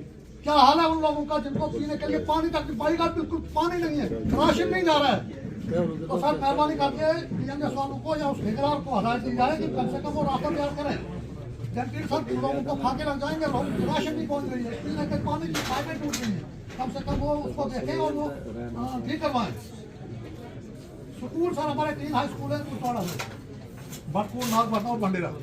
एक भी स्कूल में सर आप पता कर सकते हो कि स्टाफ की क्या पोजीशन है। जो भी बोलता है सर तो कुंटवाड़े में जाऊँगा सर, ये कौन सी बात हुई, यहाँ हाई स्कूल है तो स्टाफ को तो जाना पड़ेगा। कम से कम सर उस तरफ सीओ साहब को थोड़ी हदायत दी। मैंने 3 की 4 बार में सीओ साहब के पास गया, एक टीचरों ने 3 स्कूल में। उसके अलावा अभी तक सर वहाँ स्टाफ नहीं है। मेहरबानी करके थोड़ा हदायत दी जाए कि वहाँ स्टाफ जोड़ा जाए। रही बात सर हमारे प्रोजेक्ट, अभी तक बातें चल रही थी, नहीं ये है नहीं है, वो नहीं है, फलाम नहीं फलाम नहीं। सबसे पहले सर मैं आपको एक बात कहूँगा, मैंने इलेक्शन लड़ा है, 18,000 वोट थे सर, 18,000 वोटों का अगर मैं इलेक्शन लड़ा। इस वक्त मेरे कुंटवाड़ा सर्कल का एक भी बटन लगा सर, एक क्या सिंगल आदमी नहीं लगा है। 5 मैं कहता हूँ अगर मैं सर्कल जाना चाहूँ तो किस मुँह से जाऊँ, एक सिंगल आदमी लगा है। कुंटवाड़ा से सर पूरे कुंटवाड़ा से इस वक्त तक 60 लोग लगे हैं। 18,000 में से 60 माइनस करो कितने रह जाएंगे सर? 8 लोग तो खुश हुए होंगे, लेकिन 17,940 नाराज हैं। देखिए सीधी सीधी बात है। लोग कहते हैं नहीं जी DDC ये नहीं करते, जैसे अभी यहाँ बातें हो रही थी DDC वो नहीं करते। AD साहब को पता है, हमारी हर मीटिंग में चिल्ला चिल्ला कर हम बोलते हैं हमारे कुंटवाड़ा में ये नहीं है, हमारे सर्कल में ये नहीं है, हमारा ये, मगर हमारी जेब में तो नहीं है कि हम निकाल के दे दें। मुझे पता है मेरे इलाके की क्या हालत है, कुंटवाड़ा की क्या हालत है, सर्कल की क्या हालत है। अभी डॉक्टर साहब आए थे, शायद AD साहब भी वहीं थे। मैंने अपनी पंचायत की ये भुट्टा चुड़ियाना लिलार सिकट के बारे में बात की। मैंने कहा सर उस टाइम पर क्या, और खासकर हमें, हालांकि मैं सर नहीं था उस टाइम पे, हमें ये नहीं पता था कि इफेक्टिव क्या रखते हैं नहीं रखते हैं ये वो। तो उसने हमारे पार का एक गांव भी उस टाइम पर इफेक्ट में नहीं डाला। इस वक्त सर अगर आप लिलारन और सिकट की बात आप देखेंगे सर, मेरे लिलारन जरूर रिश्तेदार हैं, सिकट मेरे सारे गुजर भाई हैं, कोई वहाँ मेरी वो नहीं है। लेकिन सर इनकी हालत ऐसी है, इनके पास जमीन नहीं, एक कनाल अगर बोलोगे 70 घरों में 1 कनाल के पास जमीन नहीं है। इनके पास माल मवेशी रखते थे, अब ये पोल्यूशन की वजह से वो गैर शहर बन के तो माल शहर भी मर जाता है, वो भी इनके पास कोई सोच नहीं। मैं गुजारिश करता हूँ कि किसी भी तरह से, ये डॉक्टर साहब जब आए थे तो किस बात तब हमने बात उठाई थी और उन्होंने ये विश्वासन दिलाया था DC साहब ने भी कि लिलारन और सिकट के लिए टीम गठित की जाएगी, और शायद सर वो बनी भी है कमेटी में हल में। तो मेहरबानी करके सर उनको भेजें, उनको देखें। मैं कहता हूँ अपने प्रोजेक्ट वाले भी और मेगा वाले भी, ये भी एक टीम बनाएं, देखें सर इन गाँव को, ये 3-4 गाँव हैं, देखें क्या वो वाकई इफेक्टिव के काबिल हैं या नहीं है। लीलार में अगर सर आप एक रात आप में से कोई एक आदमी काटे तो मैं कहता हूँ सर आप सीधा बोल दोगे लोगों को फेटरल डाल दो सी काट के लोगों को अगर आप देखोगे तो हकीकत में सर इनका चुड़ियाना या भंडेरा तक मैं बात करूँगा, मेरा गाँव पलान है, वहाँ अगर नहीं भी रखोगे नहीं है तो थोड़ा हाइट बैठ नहीं है लोग, लेकिन सर कम से कम ये दो चार गाँव हैं इन पर थोड़ा ध्यान दिया जाए, और खास करके लीलार में ये जो है क्या नाम है सीगढ़। बात कितनी बेसलीका हो कलीम, बात करने का तरीका चाहिए। मेरे भाइयों, ये जो मैंने इस वक्त जो ये दो लफ्ज बोले हैं, इसका मैं थोड़ा सा मतलब आपको बता दूं। हम लोग पहाड़ी लोग हैं, बहुत संयम और सांस्कृतिक लोग होते हैं। हम लोग संयम हमारे में कुट कुट के भरा हुआ है। हमने यहाँ पक्ष के बारे में बोला, विपक्ष के बारे में बोला, किसी की क्रिटिसाइज की, किसी का कुछ किया, लेकिन जो ये मेरे दो शब्द बोले हैं इसमें इसका पूरा मतलब है कि भाई आपने कोई भी बात इस वक्त तक रखी है उसमें तलखी ना हो, उसमें विरोध ना हो।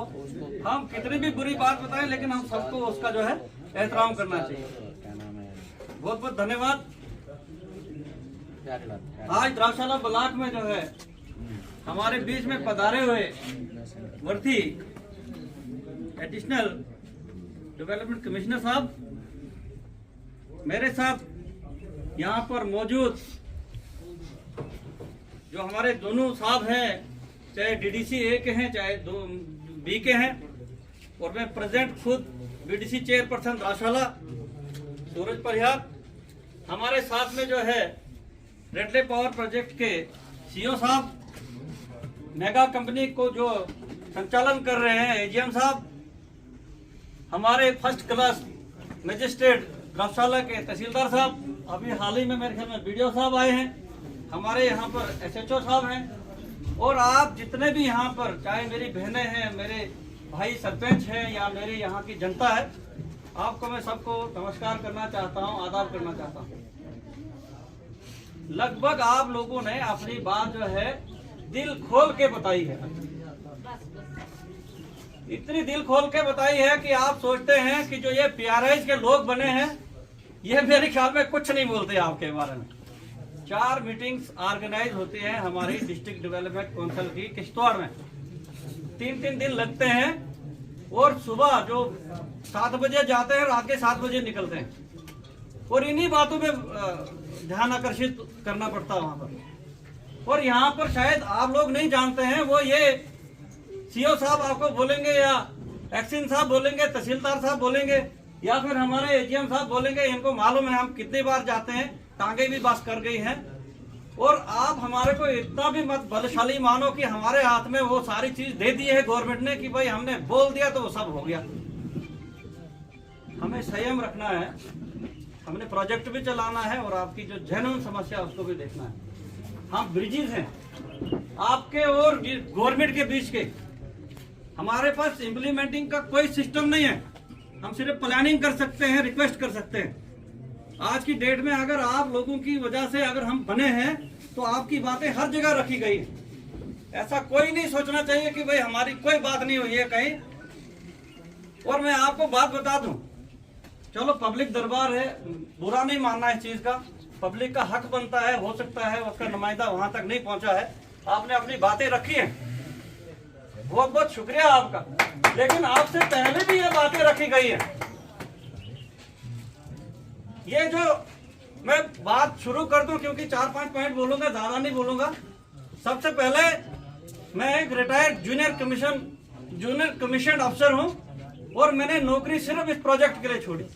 ये 2012 की बात है। जिस तरह मेरे छोटे भाई अबरार ने बोला कि भाई मैं बाहर नहीं जाऊंगा, मुझे यहाँ घर पे काम था, मैं इंजीनियर था, और मैं हंसता खेलता पहला चेहरा मेरे दुकान के सामने यही बंदा था जो वहां पर एम्प्लॉयमेंट में होता था, ये क्या बोलते हैं, सर्वेयर के साथ में था या क्या था, फयाज साहब के साथ, किसके साथ था, बाहर निकलता था। मैं बोला यार इतना छोटा बच्चा लगा है, कितना मजा आ रहा। ये जीविका के सामने की बात है। और मैं उस टाइम जब यहाँ आया और आने के साथ मैंने देखा क्या, एक गाड़ी कांदनी से चलती हुई जाती थी ठाठरी तक बच्चों को लेके, क्या मैं गलत हूँ? दूसरी गाड़ी यहाँ बजाज से निकलती थी, छोटे बच्चों को लेके ठाठरी तक जाती थी स्कूल में, और शाम को फर्स्ट क्लास बच्चे आते थे। तीसरी गाड़ी शाम को वर्कर को लेके उनके घर तक जाती थी। चौथी बात मैं बताना चाहता हूं, मैं एडीसी साहब के नॉलेज में रखना चाहता हूं कि सर आपके ही सीनियर अधिकारी थे हमारे एडीडीसी हमीद मलिक, आप चाहे तो इस वक्त फोन लगा सकते हो। 3 दिन उन्होंने कैंप लगाया गुजर कोटन, मेरे घर पे लगाया और जुसाना सलाना बधात के लोगों को बुलाया कि भैया आओ आपने जो है कागजों पे दस्तखत करो, आपको हम पेमेंट दे रहे हैं, आपके कंपनसेशन की बात है और एक एक बंदे के लिए नौकरी।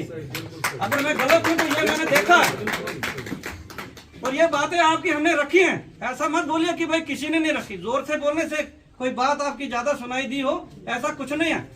आपको विश्वास होना चाहिए।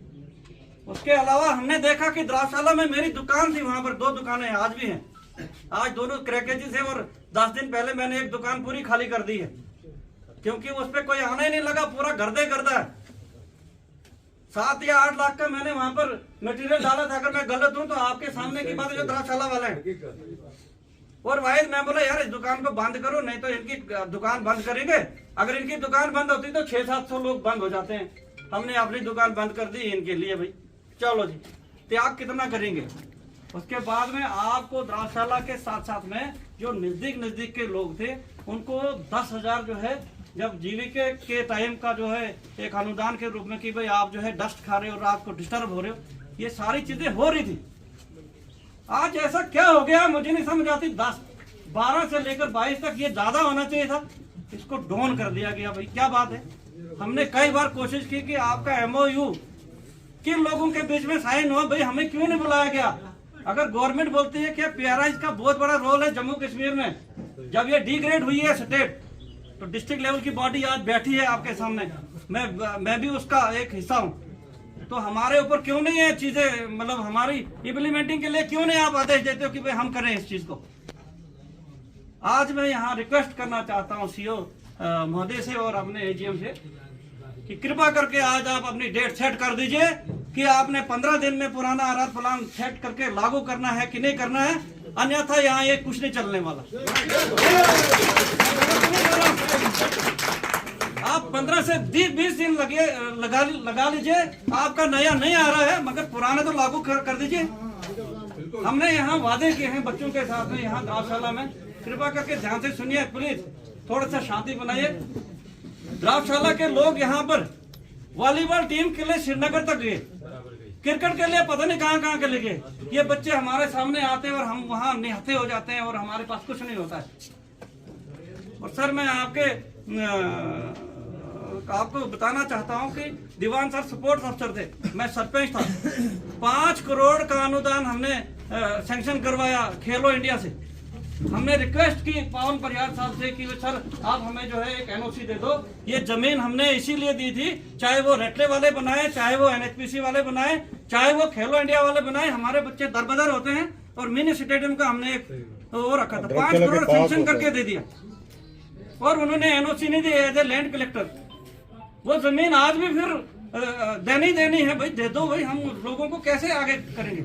अगर कुछ लड़के वहाँ कुछ उसमें जाते, एथलेटिक में जाते, हॉकी में जाते, वॉलीबॉल में जाते, तो उनका जो है कम से कम नशा मुक्ति का एक नया सिस्टम शुरू होता, उनकी एम्प्लॉयमेंट बढ़ जाती। रिक्वेस्ट कब तक करेंगे, वो अभी तो एज इट इज है। दूसरी बात थी कि भाई उस टाइम जो है केवी स्कूल के लिए इन्होंने बोला था कि भाई आपका केवी स्कूल जो है हमारे जो वहाँ ग्रिड स्टेशन बना उसके साथ में प्लाट इन्होंने प्लान कर दिए थे। 1 साल हो गया, हमने कई बार गए सीओ साहब के पास, नहीं जी ऊपर चले गए हैं आपका अप्रूवल के लिए, अब वहाँ से कब आएगा, ये नए प्लान से आएगा। आप पुराने वाला दे दो, हमें नए से नहीं, हमें नए की कोई जरूरत नहीं, आप पुराने दे दो। हमारी रिक्वेस्ट है यहाँ से, आप डीसी साहब को बोलिए ये आज जो पब्लिक दरबार आज लगा है ये आपके कहने से, हमारे कहने से नहीं, ये आज जब एडीसी साहब ने हमें वहां बुलाया, हमने जबरदस्ती रिक्वेस्ट की कि आप पब्लिक की बात सुनो। ये आके द्राक्षाला में आके जब पब्लिक की बात सुनेंगे आपको मालूम पड़ेगा। आज आपको आभास हो गया होगा सर कि हम इनके बीच में रह के कैसे जीते हैं। ये हमें आपके सामने कितना अगर नीचा दिखाते हैं तो हमें ये मेरे ख्याल में हाथों पर भी आ जाते होंगे। हमारे पास क्या ऐसी मतलब अथॉरिटी है कि हम इनको आश्वासन दे दें। मैं गलत तो नहीं बोल रहा हूँ। कृपा करके जो पुराने वादे हुए हैं आरआर प्लान के थ्रू, चाहे हमारे जो वर्कर नीचे जा रहे हैं, और सबसे बड़ी जिम्मेवारी है रेपटे पावर प्रोजेक्ट वाले कहाँ सोए हैं। अगर आपका और इनके बीच का अगर ऐसा कोई MOU साइन हुआ कि इन्होंने ये सारी चीजें देनी है तो कृपा करके हमें कॉपी दे दीजिए, हम इनको दिखाते हैं कि कैसे करवाते हैं। या तो फिर आपके और इनके बीच में क्या ड्रामा है ये तो हमें समझ नहीं आती। उस समझ से हमारी सारी चीजें परे हो गई है। और कुछ लोग सर यहाँ पर, ये तो चलो ये बात हुई रेडले पावर प्रोजेक्ट की, और भी इसमें दुनिया भर की चीजें हैं जो लागू करने लायक हैं। हमने कई बार रिक्वेस्ट भी की है, चिट्ठियां भी लिखी हैं, DC साहब को लिखी है, अपने CO साहब को भी दी है, बाकी AGM सर को भी, मतलब हमने उनपे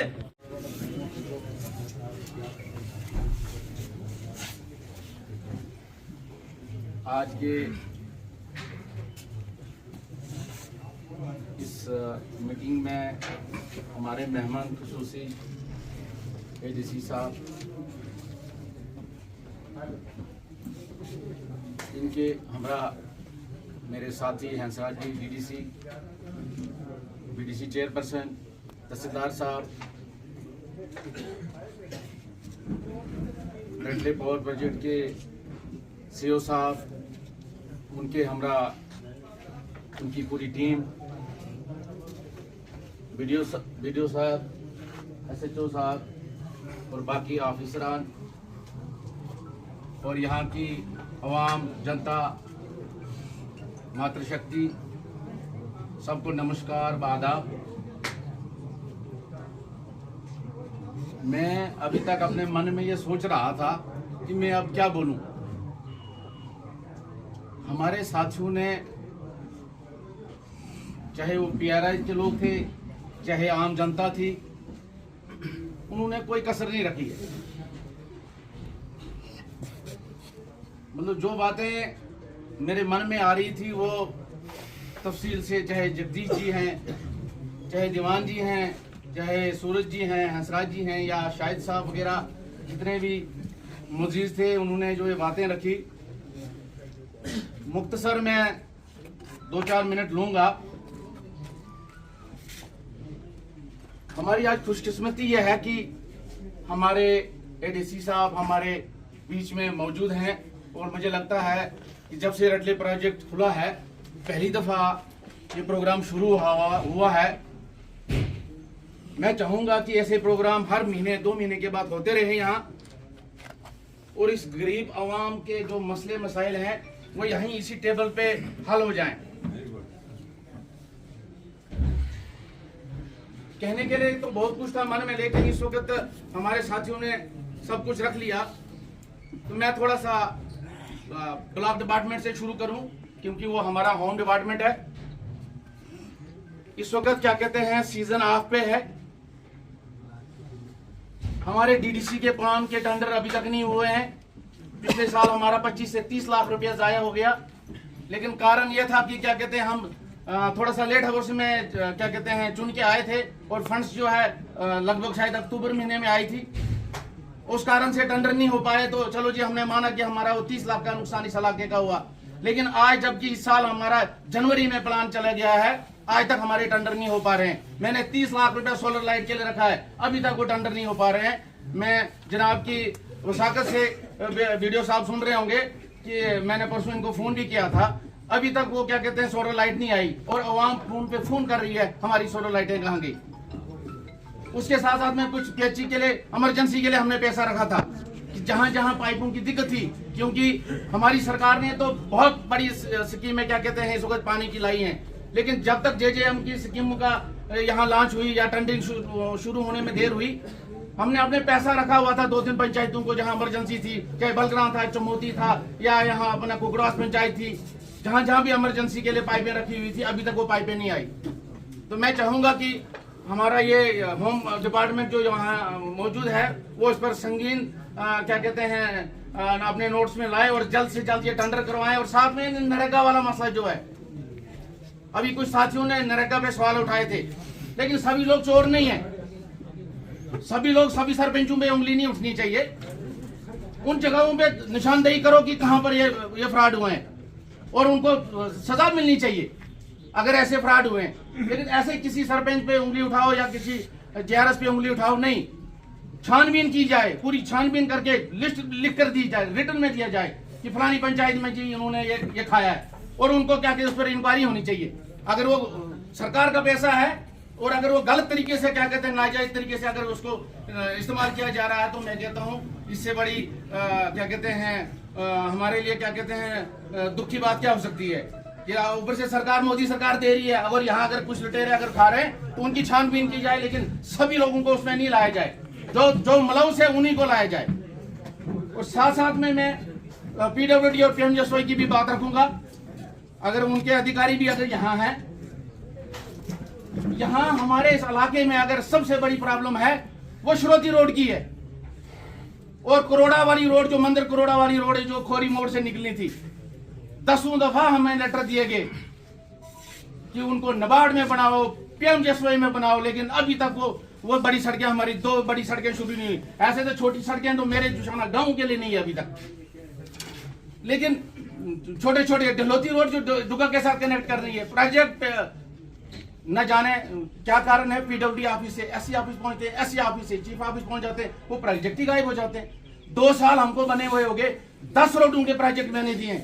हमारे कुछ लोग अभी बातें कर रहे थे, पता नहीं PRIs के लोग क्या कर रहे हैं। 10 नाबार्ड की रोडें हमने दी, 3 रोडों के उनमें से वहां से लेटर सैंक्शन होके आए। बलरगा की क्या कहते हैं धमोता रोड, आपने डलोती वाली रोड, ये आपने आरीपुरा बुगड़ाने वाली रोड, न जाने फिर वो प्रोजेक्ट क्यों वापस जाते।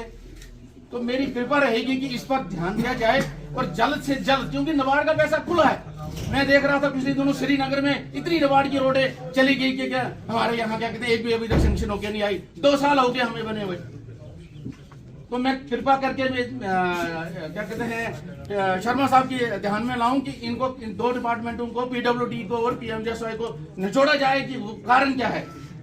और खासकर ये श्रोती रोड जो है, इस पर जरूरी से जरूरी ध्यान दिया जाए। ये इस इलाके की सबसे जरूरी रोड है श्रोती, और ये मंदिर करोड़ा वाली रोड। छोटी छोटी रोडें बहुत हैं, उनके लिए हम भी कोशिश करेंगे, अपने फंड से 5-5, 10-10 लाख देके उनको कनेक्ट कर लेंगे।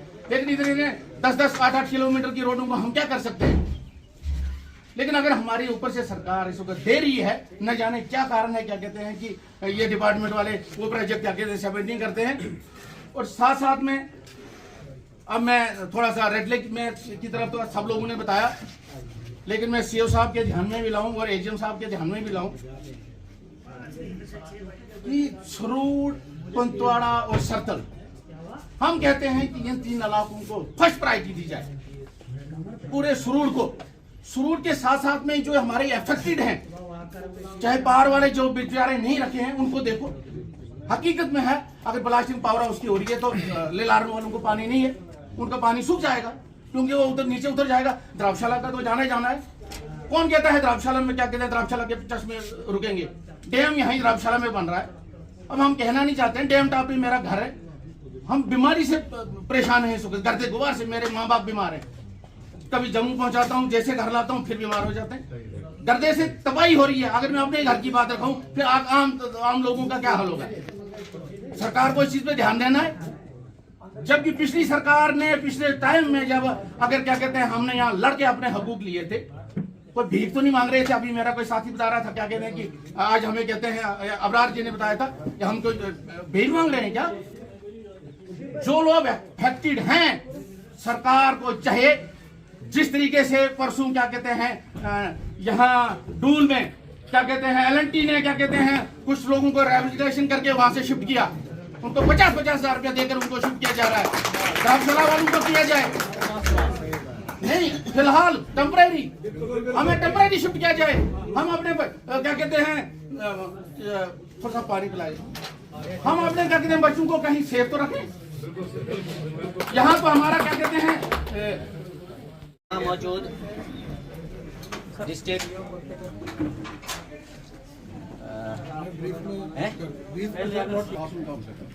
चलो अगली बार नहीं है, अगली बार कोशिश करूंगा अपनी आवाज थोड़ा ऊंची करके बोलने की। नहीं। हमारे यहाँ मौजूद हमारे बीच में 2 DDC साहिबान, BDC के chairman, Ratle hydro power project corporation limited के अधिकारीगण, सरपंच साहिबान और द्रावशाला ब्लॉक के जिशोर अवाम, आज हमने यहाँ पे ये छोटी सी एक पब्लिक मीटिंग ऑर्गेनाइज की थी। ये पब्लिक मीटिंग हमने शॉर्ट नोटिस में की थी, क्योंकि कुछ मसले मेरे नोटिस में थे जिनके बारे में मैं पब्लिक ओपिनियन जानना चाहता था, और कुछ लोगों के मसले थे जो बार बार उठ रहे थे। उन मसलों को सुनने के लिए भी मैं आपके यहाँ मौजूद हूँ। मैंने आपकी सभी बातें सुनी और आपकी सभी बातें नोट भी की हैं। जो भी आम पब्लिक ने यहाँ पे मुतालबे रखे, उनकी ग्रीवेंसेस जो है वो नोट किए गए हैं, और जो PRI साहिबान ने भी अपने अपने मुतालबे और अपने ग्रीवेंसेस यहाँ पे रखे हैं, उनको भी नोट किया गया है। और इनको हम 1 to 1 करके कंसर्न डिपार्टमेंट के साथ उठाएंगे और कोशिश करेंगे कि इन पे जल्द से जल्द अमल हो, ताकि लोगों की जो भी मुश्किलात हैं वो हल हो जाएं।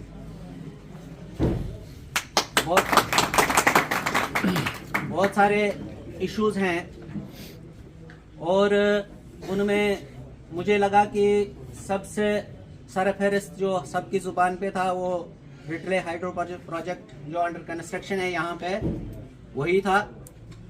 और उसमें भी कुछ ही चीज़ों पे लोगों का ज़्यादा ध्यान था, जैसे कि लोगों को एम्प्लॉयमेंट का, और फिर इस प्रोजेक्ट के कंस्ट्रक्शन से अगर कहीं को किसी को डिस्टर्बेंस हो रही है उसके बारे में, या रिसोर्सेज डिप्लीट हो रही हैं उसके बारे में लोगों ने यहाँ अपनी बात कही। इसमें कोई शक नहीं है कि इतना बड़ा प्रोजेक्ट यहाँ पे बन रहा है तो थोड़ी इनकन्वीनियंस तो लोगों को रहेगी, जो आवाम यहाँ नज़दीक में रहते हैं। जैसे कि डस्ट है या ब्लास्टिंग होगी तो उससे जो भी असरात होंगे तो वो तो झेलने पड़ेंगे। लेकिन इसमें भी एजेंसीज के पास जो इसको एग्जीक्यूट कर रही हैं, उनके पास ऐसे इक़दामात होते हैं, वो अपने ऐसे इक़दामात कर सकते हैं जिनसे कि लोगों को इस किस्म की तकलीफ न हो। अगर डस्ट उड़ रही है तो पानी का छिड़काव किया जा सकता है, वो रोक होना चाहिए। मैं समझता हूँ कि ये चीज़ें नोट करके रखेंगे। यह हमारे RHPCL और हमारी मेगा कंपनी जो यहाँ काम कर रही है, इसका खास ख्याल रखें। और इसी के साथ जो ब्लास्टिंग भी हो रही है वो भी कंट्रोल तरीके से हो, ताकि लोगों के जानो माल को किसी किस्म का खतरा ना हो। आसपास में लोगों के घर हैं, उनको किसी किस्म का भी नुकसान नहीं होना चाहिए। अगर कहीं हो रहा हो या हुआ हो उसकी भी प्रॉपर सर्वे किए जाए, ताकि उनको भी एप्रोप्रिएट तरीके से उनका इजाला किया जा सके। और सबसे बड़ा मुद्दा कि एम्प्लॉयमेंट किसको दी जाए, किसको नहीं दी जाए, और कौन दे रहा है, कौन नहीं दे रहा है, कौन बांट रहा है, कौन उसका विरोध कर रहा है, ये बड़ी बातें यहाँ पे कही गई।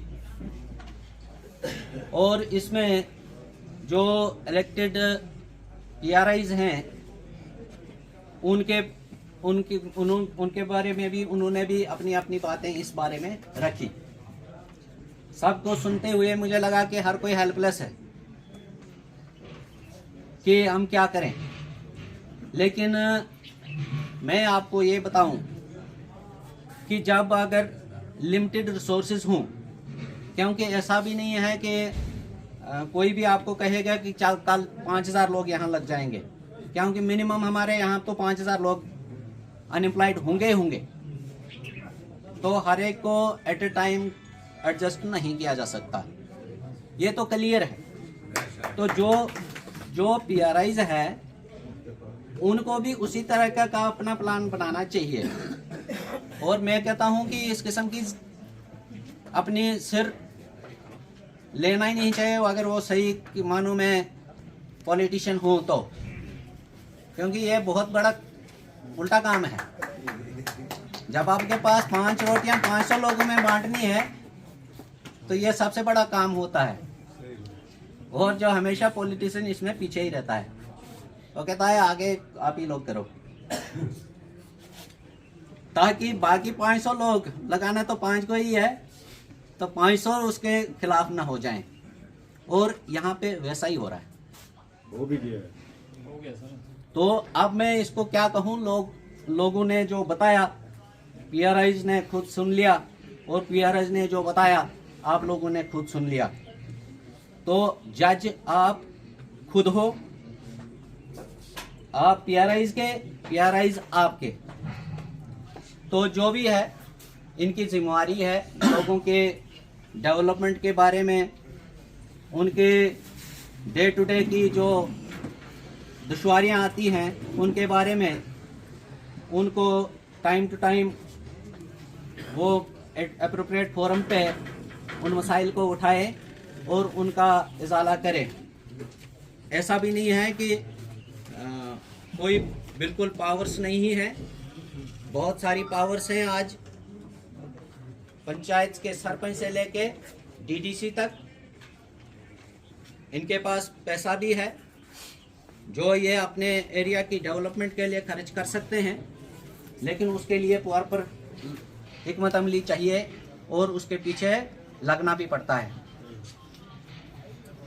लेकिन अगर हम एक ही मुद्दा लेके चले प्रोजेक्ट, मैं आप लोगों को ये बताऊं कि ये सभी मसलों का हल आपका प्रोजेक्ट नहीं हो सकता, ये कभी नहीं हो सकता। और ना ही ये कोई परपेचुअल आपका सॉल्यूशन बन सकता है किसी भी मसले का, वो एम्प्लॉयमेंट हो या कोई भी हो।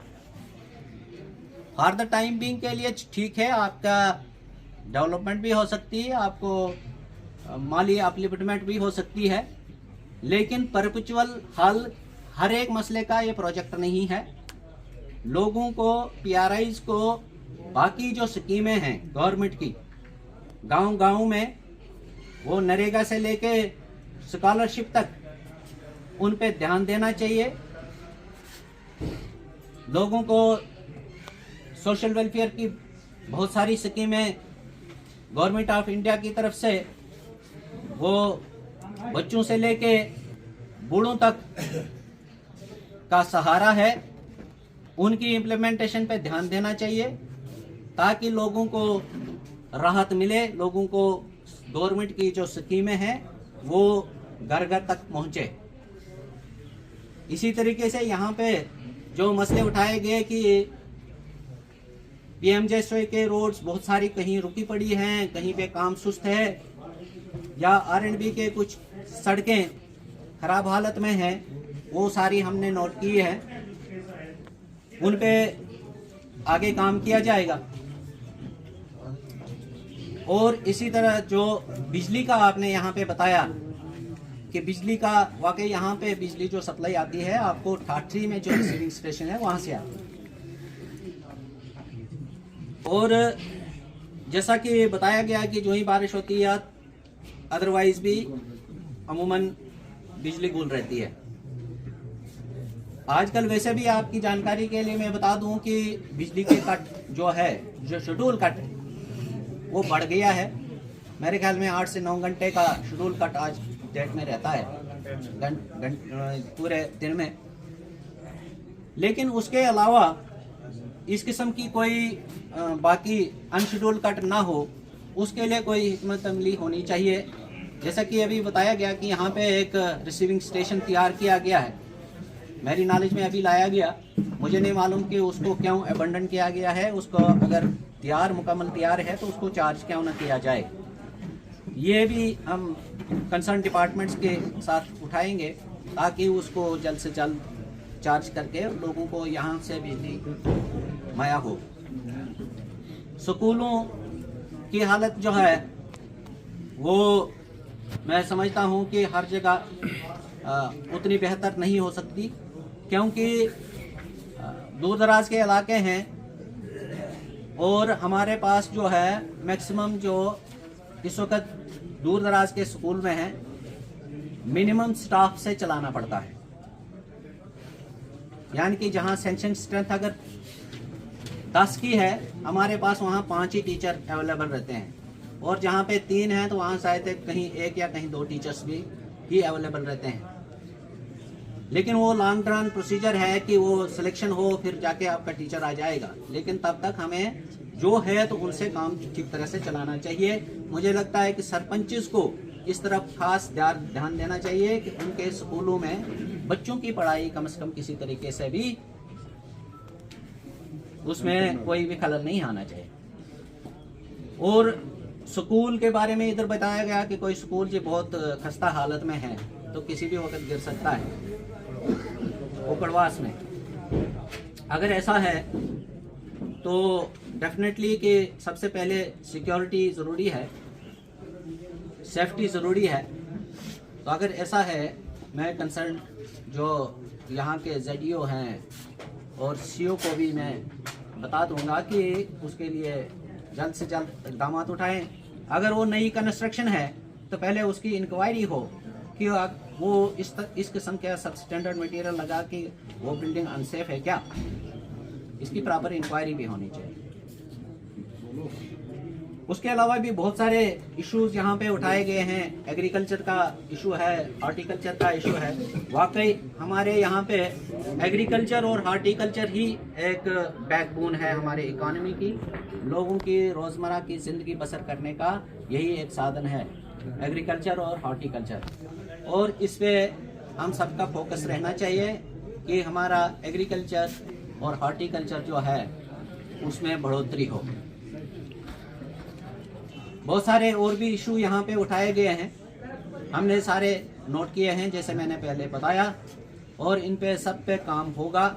और मैं आपको ये भी आश्वासन देता हूँ कि इस किस्म की मीटिंग्स हम टाइम करते रहेंगे, महीने में 2 महीने में करते रहेंगे, ताकि यहाँ के लोगों को जो भी मसाइल हैं उनका इजाला हो। और सबसे ज़्यादा इम्पॉर्टेंट है कि जो ये प्रोजेक्ट के बारे में कहीं लोगों को अगर कोई खदशा रहता है उसका भी यहाँ पे इजाला किया जाए। और यहाँ पे मैं ये कह रहा था कि कुछ लोगों ने बताया कि नहीं ये देर से इस किस्म की मीटिंग हुई। मैं आपको बता दूं, बाकी मसले तो हम दफ्तर से भी हल कर लेते हैं, लोग वहाँ पे भी आ जाते हैं, PRIs भी आ जाते हैं, PRIs के मसले टाइम वो हमारे साथ उठाते रहते हैं। लेकिन जहाँ तक प्रोजेक्ट का मसला है, अननेसेसरली हम किसी के काम के बीच में पड़ना भी नहीं चाहते। मैं बजाती खुद ये काम Ratle hydro project corporation limited mega company, इनका काम है, इनको प्रोजेक्ट बनाना है, किसको लगाना है किसको नहीं लगाना है ये तय करेंगे। और काम इनने लेना है लोगों से तो उसकी क्या काबिलियत होनी चाहिए ये तय करेंगे। लेकिन उसमें ठीक है कुछ पैरामीटर्स हैं कि लोकल लोग कितने लगने चाहिए और बाहर के लोग कितने लगने चाहिए। अब इसमें कोई वजाहत की ज़रूरत नहीं है कि लोकल क्या होता है। ये मैंने फर्स्ट यहाँ पे डेफिनेशन सुनी कि 0 पॉइंट, ये कहीं डेफिनेशन नहीं है, किसी पॉलिसी में नहीं है। अफेक्टेड जो होता है, अफेक्टेड किसी भी तरीके से हो सकता है। आपका स्कूल इफेक्ट हो जाता है, आपका स्कूल पास में है और किसी ने उसकी बात नहीं की कि वहाँ बच्चों का रहना है, बच्चे कैसे पढ़ाई करेंगे, उसके लिए क्या इंतजाम हैं। अपने लिए तो सारे सोचेंगे, लेकिन वो बच्चे भी आपके ही हैं, उनके बारे में। और सबसे ज़्यादा इम्पॉर्टेंट चीज़ जो यहाँ पे बताई गई कि लोगों के अगर कहीं चश्मे जो थे, नेचुरल रिसोर्सेज थे वाटर के, वो डिप्लीट हो गए, वो ड्राई हो गए हैं और उन इलाकों में पानी की किल्लत हो गई है। तो उस पे फौरन इक़दाम करने की ज़रूरत है। और इसके लिए ही हमारा एक इसमें जो आप बता रहे थे कि पॉलिसी होनी चाहिए, गवर्नमेंट ऑफ इंडिया की एक डिफाइंड पॉलिसी है जिसको रिलीफ एंड रिहेबिलिटेशन पॉलिसी कहते हैं, जो कि किसी भी प्रोजेक्ट को शुरू होने से पहले ही वो प्रोजेक्ट का रिलीफ एंड रिहेबिलिटेशन प्लान बनाया जाता है। वो प्लान मुझे लगता है कि यहाँ पे बना हुआ है और टॉप लेवल तक पहुँच गया है और ज़ेर गौर है। मुझे लगता है कि जल्दी ही उस पर अप्रूवल हो जाए, मिल जाएगी और उस पर काम शुरू हो जाएगा। हालांकि मैंने वो आपका प्लान अभी देखा नहीं है। मैं यही रिक्वेस्ट करूँगा अथॉरिटी से कि कम से कम मुझे भी वो प्लान दिखाए, ताकि मैं इन लोगों को बता सकूं कि कहीं पे इनके कहीं किस्म के जो मसले हैं, क्या उन मसलों को इस प्रोजेक्ट में, इस प्लान में एड्रेस किया गया है कि नहीं। जैसा कि ये पानी का इशू है, अगर किसी गांव का पानी वहाँ नीचे सिंक हो जाता है तो क्या उसके लिए कोई उसमें प्रोविज़न है, या जैसा कि आप बता रहे हैं कि नहीं जी, अगर यहाँ कुछ लोगों को जो डिस्टरबेंस हो रही है तो क्या उनको रिलोकेट करने का कोई उसमें प्रोविज़न है कि नहीं है। इस किस्म के सारे वो जो मेरे पास डाटा आएगा तो मैं आपको खुल के बताऊंगा आपके सामने आके कि इस प्लान में ये चीज़ें हैं, ये आपको मिलने जा रही हैं। और मुझे लगता है कि उसमें पब्लिक मीटिंग्स आप लोगों ने करवाई ही होगी जब वो प्लान बना है। RSPC आई है, इसने लोगों से बात तक नहीं की है। उसमें पब्लिक मीटिंग जरूरी है, ठीक है। अगर नहीं भी हुई है, हम आपके सामने वो प्लान को रखेंगे। वो प्लान में जो भी आइटम्स होंगी आप खुद देखेंगे कि इसमें आपके लिए क्या है। और ये जो छोटे मोटे चीज़ें जो हैं, जो आप कह रहे हैं कि हम अफेक्ट हो रहे हैं, खास करके 0 पॉइंट वाले या दूर वाले, ये सारे उसमें एड्रेस होने चाहिए और मुझे उम्मीद है कि वो एड्रेस होंगे। तो इसी उम्मीद के साथ कि आप पूरा कोऑपरेट करेंगे अथॉरिटीज़ के साथ भी इस मसले को, इस प्रोजेक्ट को आगे बढ़ाने के लिए। और ये प्रोजेक्ट आप लोगों का भी उतना ही ख्याल रखेगा, क्योंकि इन्होंने प्रोजेक्ट लाना है, बनाना है। आप लोगों को पूरा कॉन्फिडेंस में लेके आप ही लोगों से ये प्रोजेक्ट बनेगा। इसी के साथ मैं आप लोगों से रुखसत चाहता हूँ। Thank you.